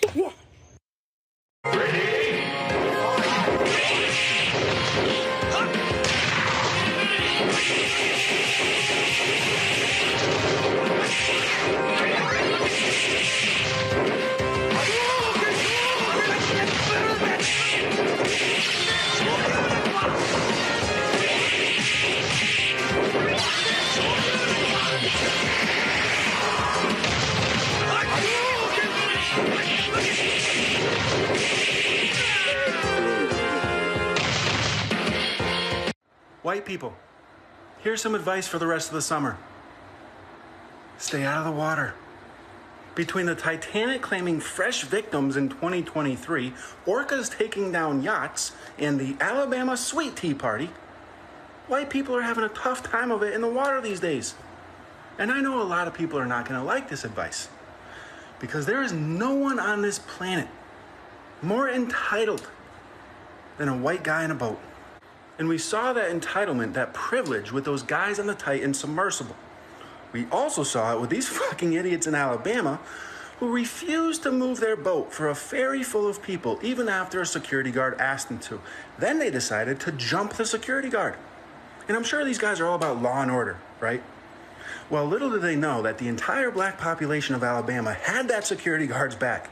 Black people of all ages, all genders, were unified as one. Black people were swimming. I mean, they were breaking all types of stereotypes just to kick these guys' fucking asses. And it was beautiful. And I don't know if you know this about me, but I'm white. Very, very white. And I loved it. And I'm sure I'll have racists all up in my comments calling me a race traitor, saying I should just rub my white skin off like they did when I said that slavery was actually bad. But I don't give a fuck. See, normal white people, we don't really have racial solidarity. We might have like ethnic solidarity. You know, we like identify with other, you know, Irish or Italian or Germans or whatever. But we know that racial solidarity with white people gets very ugly very fast. So when white people do some racist, idiotic shit and get their comeuppance, we love it. So I guess my advice isn't really stay out of the water. I guess my advice is don't be an entitled racist idiot.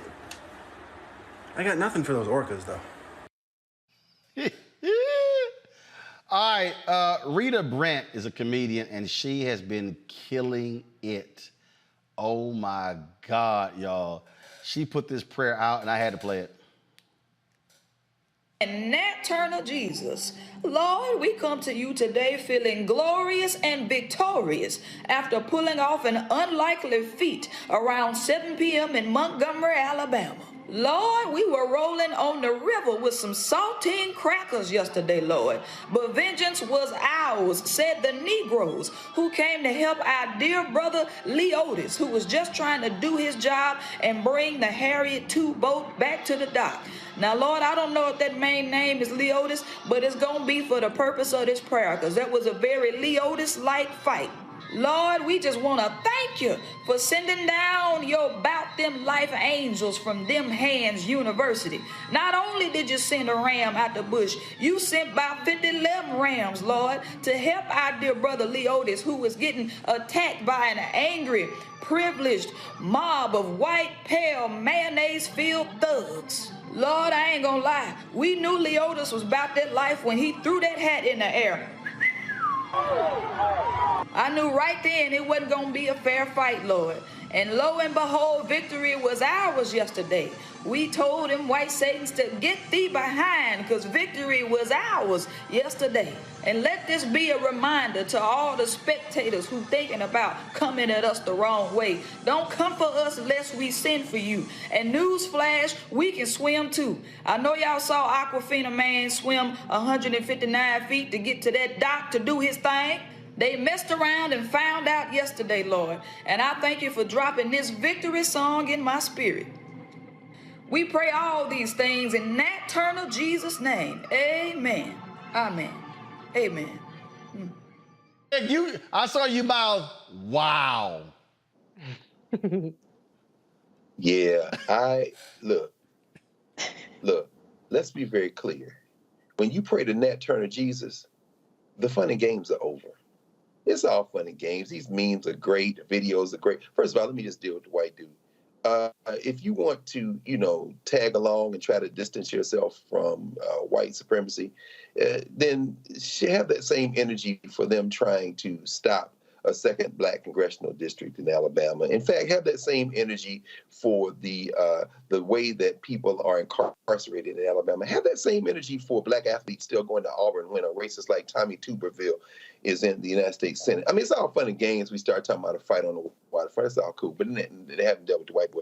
When you pray to Nat Turner Jesus, it's more than just about a chair hitting somebody in a brawl on the side of a ferry on the waterfront. Now you're talking about a real fight.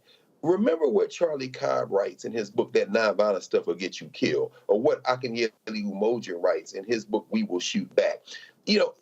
If folks had been armed, this might have turned out very differently. And make no mistake about it, folks got guns all over this country. Let's be very clear about this. Today it was a chair. Tomorrow it could be a pistol. And we have to be in fact, it will be a pistol. This is, it's funny for sure, but what's being articulated is the fact that black people will fight back. Now, the question is, what we going to parlay this into? Otherwise, it will just be about fashion shows and wearing a chair and memes and everybody laugh and white people get a little piece of it too. And, at that point, it just becomes depressing. About yesterday, that is, you can have this reaction, but there are real consequences to what's happening politically. Folks have to also have the same reaction. Nola? Oh man, I knew you were going to call on me. So a lot of you're on the panel. I know. I've been very careful about this topic.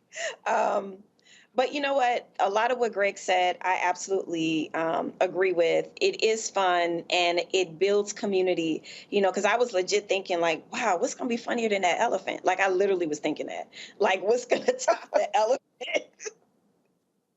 And this is definitely top the elephant, but it has a lot of implications because in as much as it may seem inconsequential that a woman in Copenhagen was walking with a chair, let's think about the impact going way, before George Floyd, and with that global kind of movement sparked around the world. But, once televisions came into play and people started to see the type of brutality that was happening in the South during civil rights, that's when the conversation began to shift, right? So we know that we've had this ability to make moments like this part of almost like global responses and reactions.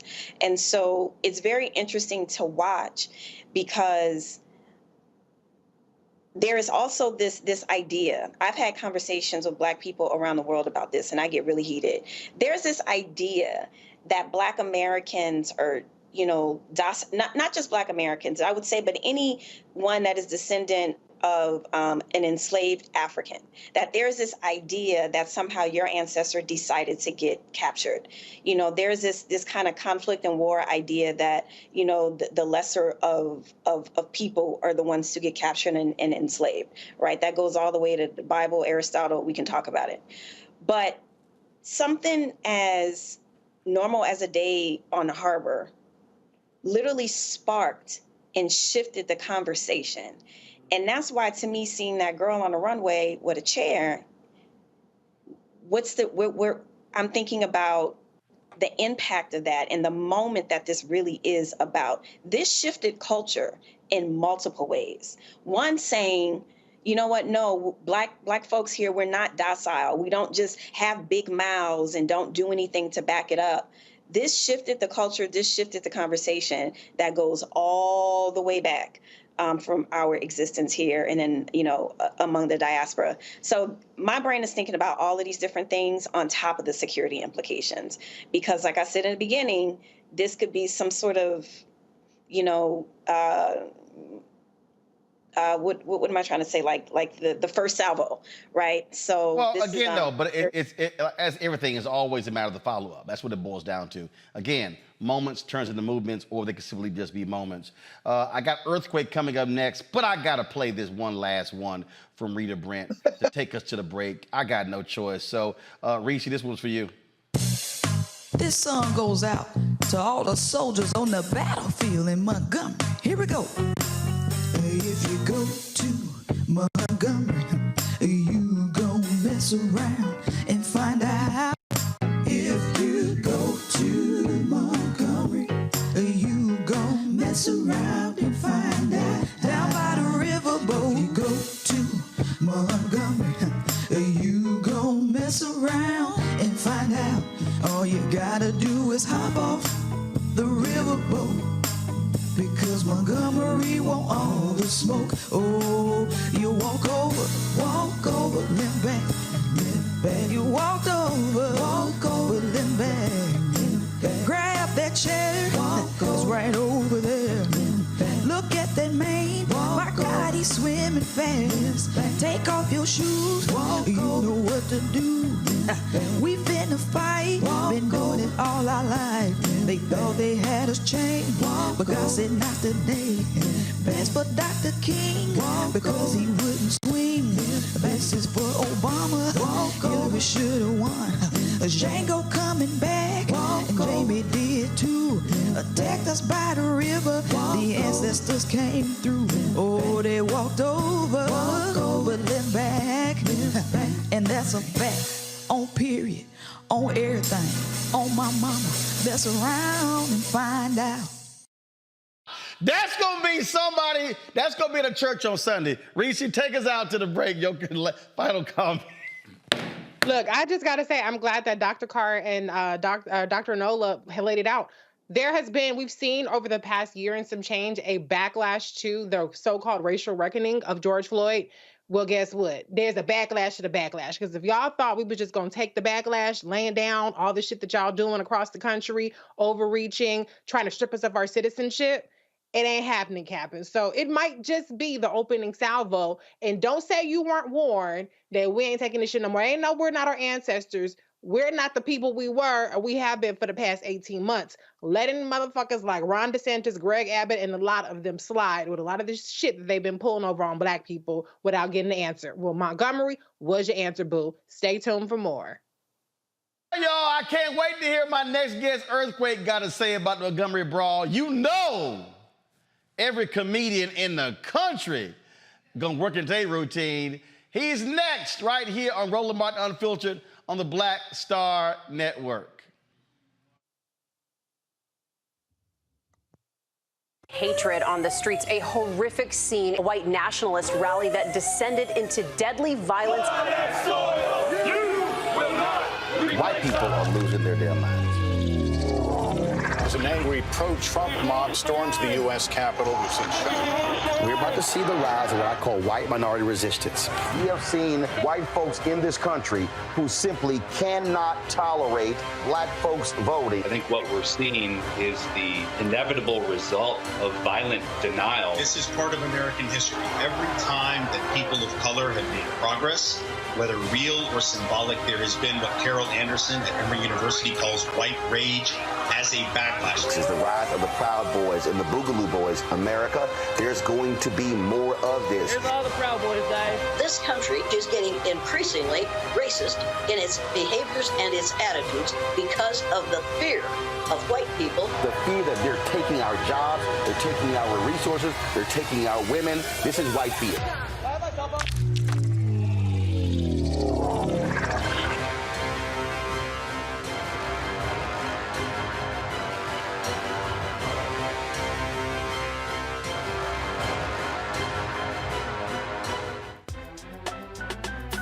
I'm Faraji Muhammad, live from LA. And this is The Culture. The Culture is a two-way conversation. You and me. We talk about the stories, politics, the good, the bad, and the downright ugly. So join our community every day at 3 p.m. Eastern and let your voice be heard. Hey, we're all in this together. So let's talk about it and see what kind of trouble we can get into. It's The Culture, weekdays at 3, only on the Black Star Network. What's up, everybody? It's your girl, Latasha from the A. And you're watching Roland Martin Unfiltered.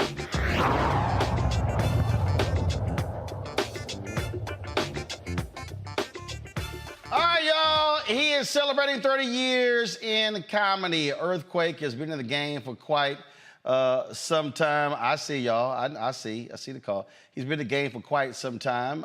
Celebrated birthday this year. Again, 30 years in the game. He is on a national tour.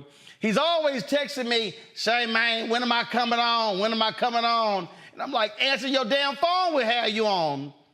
And so he's somewhere in America, walking, getting in his car. I don't know what the hell he's doing. He can't sit his ass down and be stationary. I don't know why, you know. So, Earthquake, can you hear, brother? I can hear you, Roland. I can hear you. Man, sit your ass down in one place. Listen, man, I'm tired of being so disinfecting me like this, brother. I mean, I'm sitting there like I'm about to go to you. Your damn call dropped. We got to call you back. I mean, come on. Get this. What's up with that cricket phone plan you got? Man, I don't have cricket. I got AT&T, Roland. What's happening with you, man? Well, AT&T ain't never spent no money on our show, so Verizon has. So, well, I get cricket now that they down with Roland. Whoever down with Roland, I'm down with them. That's how we do it. So I got to ask you, I know every comedian, when they saw the brawl, they were like, oh, that's a routine right there. Well, you know, when I sit there, I just seen your previous guest from the first segment there. I didn't know it was so much civil rights in it. I just took it as some white people getting their ass whooped. But I didn't know the historic moment of it. You know what I mean? But it made me go out and buy a lot of chairs for all the black people because that's our new thing now. Give a chair. Everybody get a chair. But they don't understand, you know, we down south. When he threw his hat up, that was hootie hoo. That means every brother coming from land, water, sea, air. Come help me out. Hootie hoo. And that's what happened. And that song they talking about, this won't happen in a small town. Hell yeah, you get your ass whooped in a small town. Well, first of all, what I love, the creativity and the imagination of black people has been just on fire with the memes or the photos since Saturday. Yeah, I see the dude just down the street just had a chair, a folding chair on the top of his car. Talking about, please, I'm looking for a Kern. Please give me a problem. Because I hit you with this damn chair. Boy, and that's another thing. Please, white people, I know you feel you have the right of way, but if you go into the brawl, believe me, you got to keep your head on a swivel or you will get hit with a chair.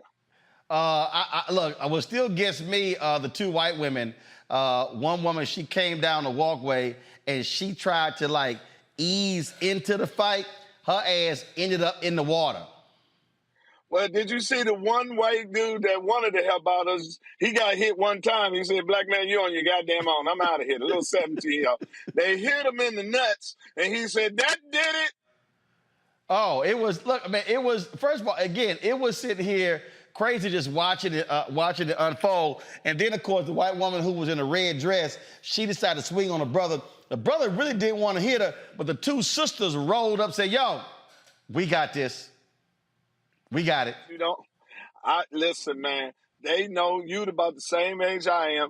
When you see the Vaseline, it is on. They ain't even need Vaseline this time. It was right on them all of a sudden, and it was whooping down in the gump. So I'm going down there myself just to go sit on where they was fighting on in that little riverboat and just have me a piece of chicken and have a good time. Well, it's only fitting the boat that was trying to dock was named Harriet. Harriet Tubman, look at it. Something, and she set a lot of Negroes free, didn't she? It's been 30 years for you in the game, Earthquake. Of course, you talk about it in your stand-up. You spent some time in the military, then you were like, hey, man, I'm out of here. Yeah, well, you know, I wanted to do 20 years, but the war broke out. I told them I don't mind practicing for war, but they wanted to fight for real. I told them I could stay at home to get shot at, so they can fight something. Plus, they was fighting over oil because that was a desert storm. I said, why would I be fighting for oil and I don't even have a car? You better send Shell over there, or Exxon. That's who have it. I don't care if gas went up to $200 a gallon. I steal it like I steal everything else I can't afford. And so you get out of the military. So, but was there a moment? What was the starting point when you said, "Yeah, you know what, I could do this comedy thing"? Hanging around Steve Harvey, sitting there, and seeing how these brothers was taking it serious, and it came to me so easily. See, I tell them I didn't have it was no epiphany for me. It was just the best decision that day, and the best decision hasn't came since that day. So it really wasn't no plan. I knew I couldn't go back to D.C. where I'm from, you know, because getting out the military, that just would have put me into illegal pharmaceuticals. So I didn't want to go that way. So I went to Atlanta when it was the Mecca, when Atlanta was Atlanta. So I tried it out there, and that's how I worked it out. If we talk about style, there are all kinds of different styles out here. There are different comedic styles. Some folk focus on family. Some people like to tell stories. Some talk about relationships. I would say yours is more of the aggressive type. Yeah, I mean, I do it. I'm from Southeast DC. Everything in Southeast DC is aggressive. I like to, I don't like quiet. So I have to keep talking, keep them laughing. Some comedian can ride the quiet. I can't do it. It breaks me out like a rash. So I like to be funny. I like to be quick. I'm easy to be bored, so my jokes have to be quick and have to come abundance. If I really had to metaphorically say it, I'm like Earn Pryor in the ring, but with jokes. Just keep punching till the fight is over or till I did 12 rounds. I ask, before I go to my panel, I ask different artists this all the time. And it's not, the whole point is not it's a competition or whatever. But you can call the verses if you want to. But if that was just this opportunity where you got this great crowd and they could put a mic in your hand on one side of the stage and a mic in the hand of somebody on the other side of the stage, who is that comedian that you would say brings the best out of you or brings your competitive spirit out where you be like, oh, yeah, oh, it's about to be on? Oh, it's a lot of them. Steve, because I started with him. Cat and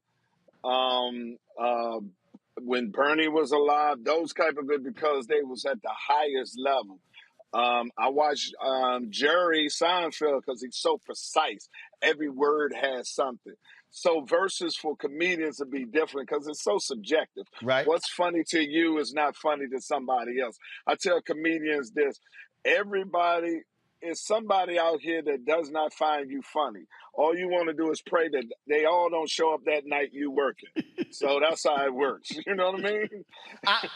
I would think, when I look at comedic styles, I think you and DC Curry would just be ignorant.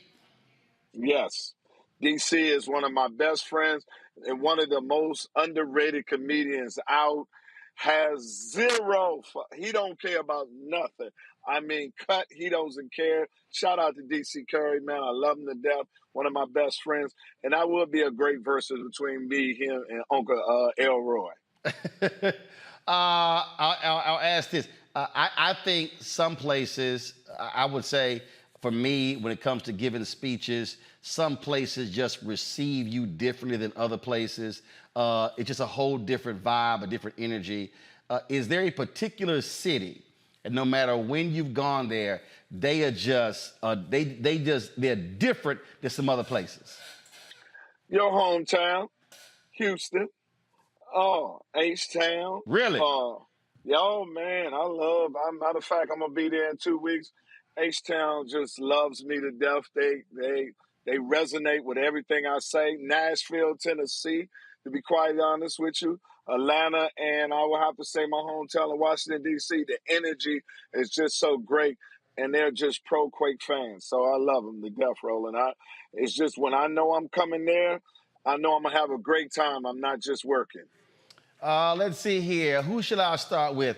I'm going to start with our resident expert cusser, Reese Colbert. I don't know if you know Earthquake, but Reese caught my attention because she was posting videos just cussing everybody out.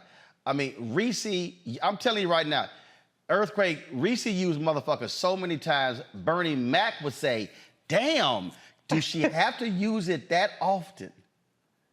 That's how much. Ain't nothing wrong with a woman that cuss. Go ahead, Reese. Use that language. Well, Earthquake, you did get on my bad side a little bit because you did come for VP Kamala Harris once. But then I was bird box. I was bird box because I was like, you know what? I like Earthquake. I ain't gonna drag Earthquake because I'm a big fan. I've been a fan of yours since Kamala. Man, hold on. What did Earthquake say? He said something anti-Kamala. He said something on your Instagram. You said something, but I let it slide. And Earthquake, you gotta understand. The guy said Reese defend Kamala Harris more than Doug. I know. I mean, for black women, Kamala Harris is right below Jesus. You can't say nothing about her. So you got to understand, Reese, they just jokes. It's never personal, and you know what I mean. But people do say she's hard to work with. That's what I said. You know what I mean? They say she's hard to work with. You understand? No, it was something worse than that. It was something worse than that. But it's all good. But I did want to ask you, because like I just said, I have been a fan of yours since the Comic View days and the jokes about the baby having an attitude, about, the roaches and all that stuff. But, now I feel like where, at least in the social media sphere, so much about comedians are being dominated by the content creators, the people that are finding ways to whittle comedy down to 15, 20-second clips. But I don't see your style as that kind of style. So how do you balance, your career and, having the talent to put together a full show with those that are gaining a lot of popularity from these quick clips and, doing this content creation on social media? Well, I to be quite honest with you, I celebrate these young brothers that's able to do 15 or 20 or 3 minutes or 5 minutes of content. But I always know if they want longevity in this profession as a comedian, you're going to need a consistent 30 to 35 to an hour to make a living off of this and to fulfill the job requirement of a comedian. You must grab that mic, and make people do something that they can't make themselves do. Laugh continuously. And until they achieve that, I'm always comfortable. Mm.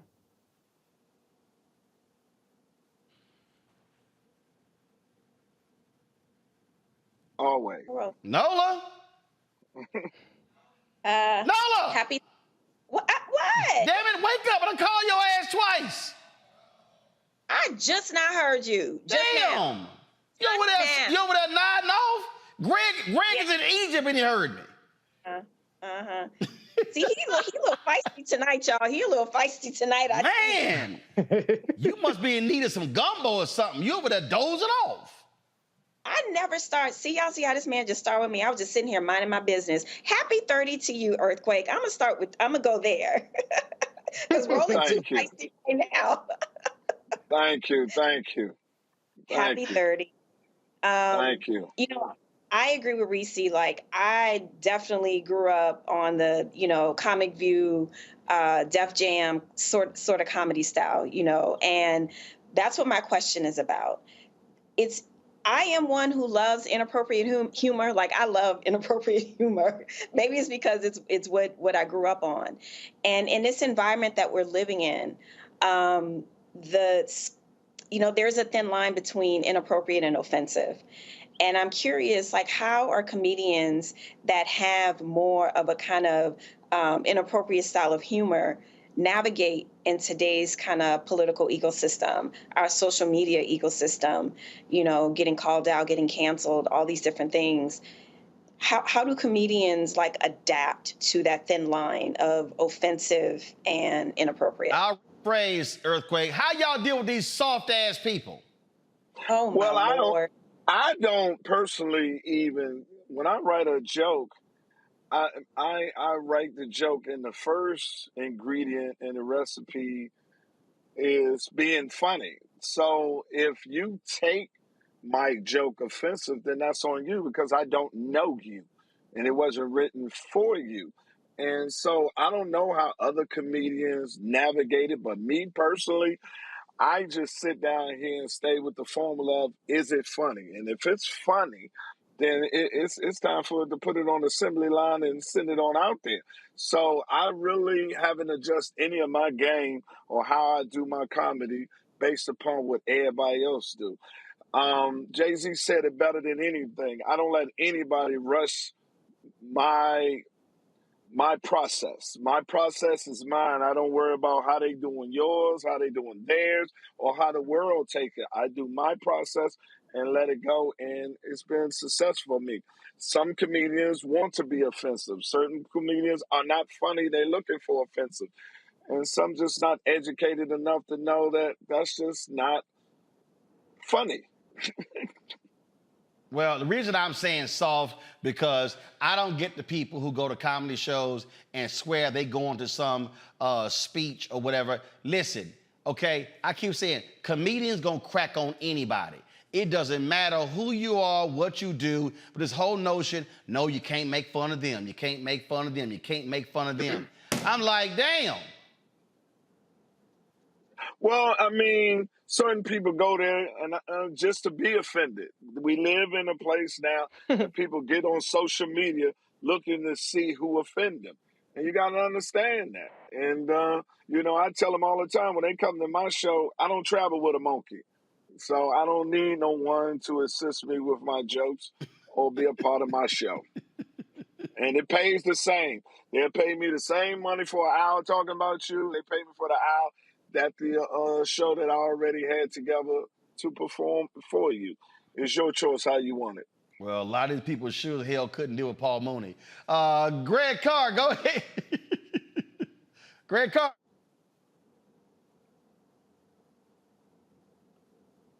You gonna yell at him You're now? muted.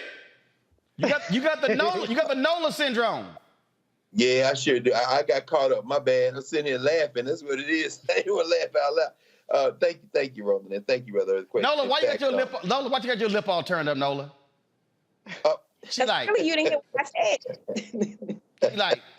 I want to yell at him the same way. That's what I was trying to know. When something's wrong with you, consistent. Keep it consistent. Greg, go ahead. No, all I was gonna say is thank you, Brother Earthquake. Your style, you're able to deal with some topics that are important with us, and you have us laugh. In fact, I really enjoyed Legendary, the whole health is wealth byline. We're laughing, but you also address some serious issues, and that's kind of where I want to go with this. By the way, these ain't jokes. I think that is the phrase that allows that point of entry for you to balance this. Could you say something about how important it is to manage your business? I know, man, between Uptown Comedy Corner and everything else, you've always owned. You've always controlled yourself. And so, how important is that, particularly for young comedians and other people that trying to be influencers, to try to hold on to as much of yourself as you can? Because when it comes to business, these ain't jokes. You've been able to do it. Well, my mother taught me that. The reason why I had my own comedy club, because they wouldn't allow me to perform at their comedy club. So I called my mother and was crying, and she said, like I told you, when the dudes you beat up for not allowing them to ride their bike I told you either get your own bike or don't do without a bike. And so get your own club. And she installed that in me to have my own, to be independent. And to be quite honest with you, man, the fear of depending on somebody else for my future and my standard of living is the biggest fear I have always had. So that's the greatest thing about being financially secure, is the independence that comes along with the money. And I did not, to be able to take care of yourself. And I just don't want to be one of those artists that have an unsung episode living with my grandma, brother. You understand? I don't believe there's nobody out here, no matter how much they love you or not, that's going to take care of you better than you're going to take care of yourself. And the only person you really can depend on is yourself. So, the only way you can make sure that you're taken care of, if you become independent and own your own and look out for your own. I saw, I don't know what the hell it was the other day. I was watching some video where you were talking about that people don't realize most of the comedy clubs in the country are owned by white people.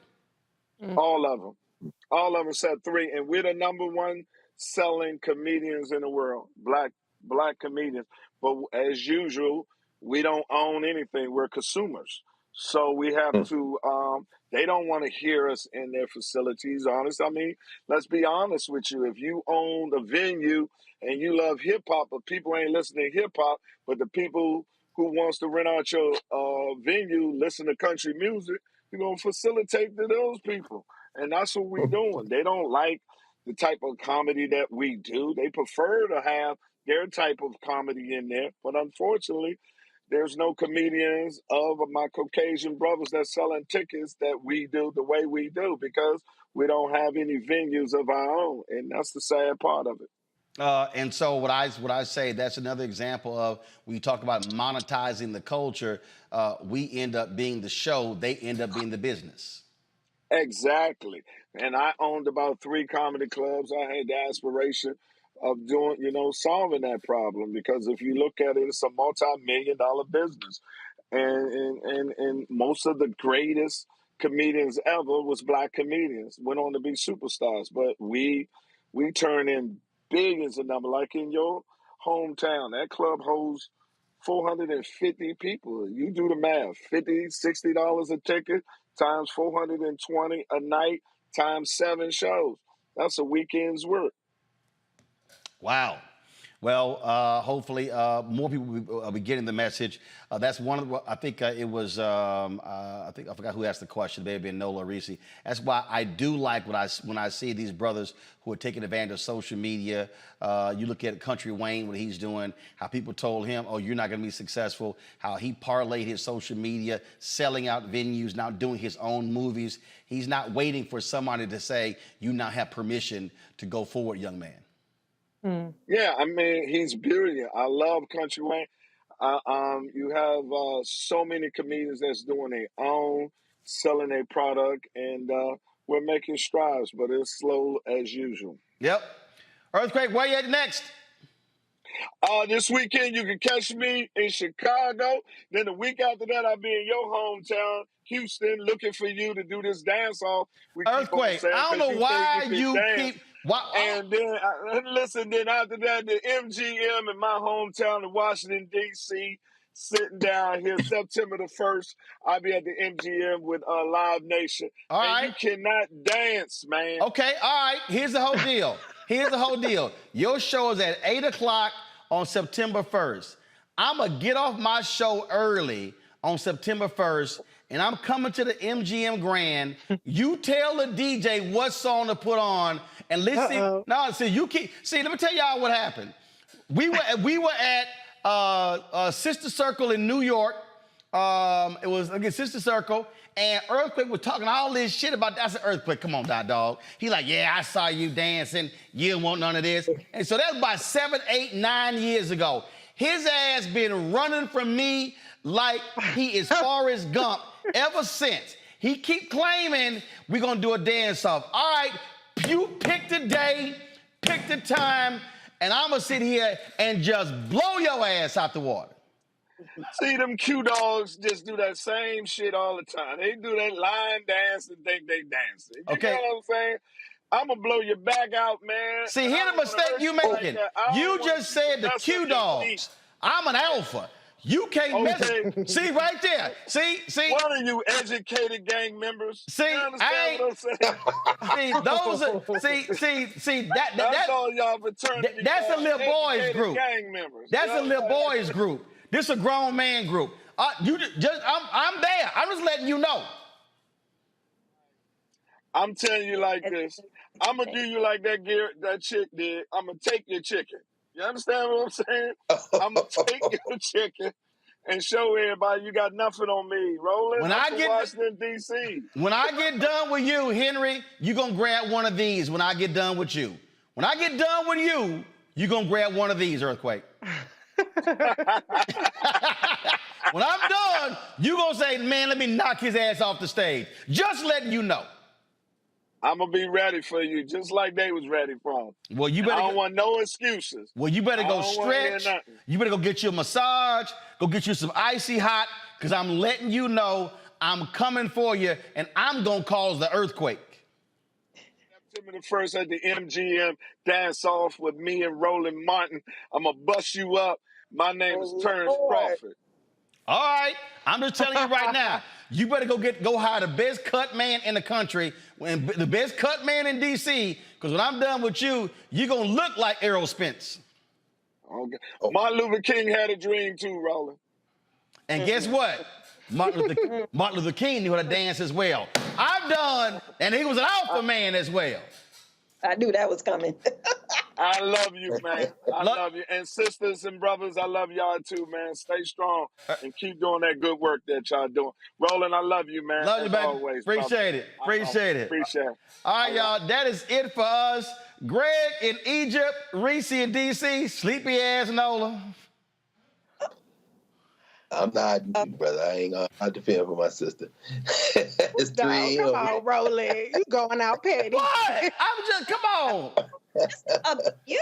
No, I haven't been on, I don't know how long, y'all, and this is my welcome. See, I don't do nothing to this man but just sit here. No, I had to call you 3-4 times. That was your audio. That wasn't me. Oh. Our stuff worked.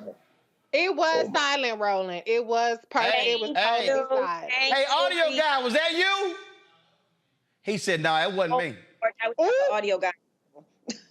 He said, that wasn't me. She understand. I'm going to stick beside her. I'm going to stick beside Nola. It was silent. Yeah. She be all right. Y'all sticking up for the gumbo queen. Okay. All right. All right.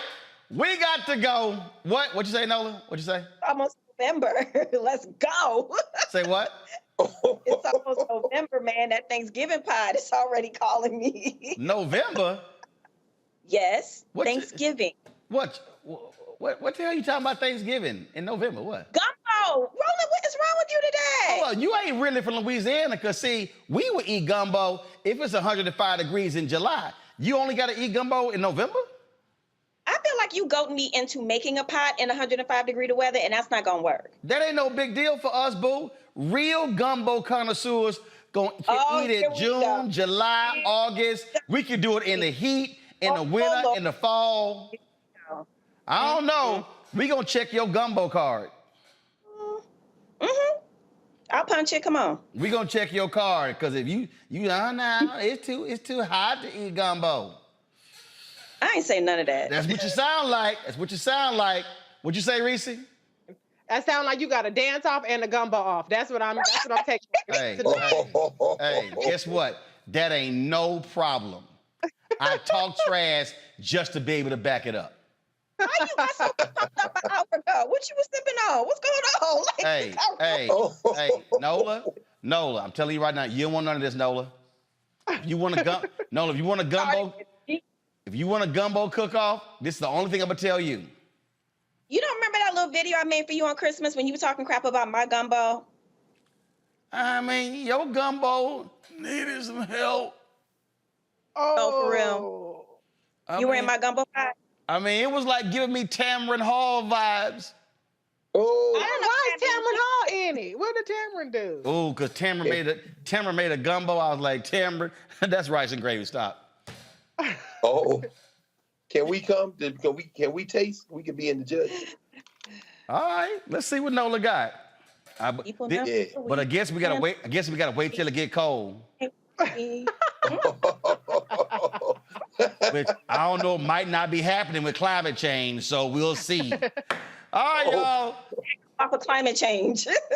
All right, Greg in Egypt, Reese in DC, Nola, she in DC too. Don't forget, y'all, to get y'all shirt. That's right here, your hashtag team whip that ass shirt with the chair, and of course on the back it says "Bring the Funk." Y'all support Roland Martin Unfiltered. Go to blackstarnetwork.com, rolandmartinunfiltered.com to get your shirt.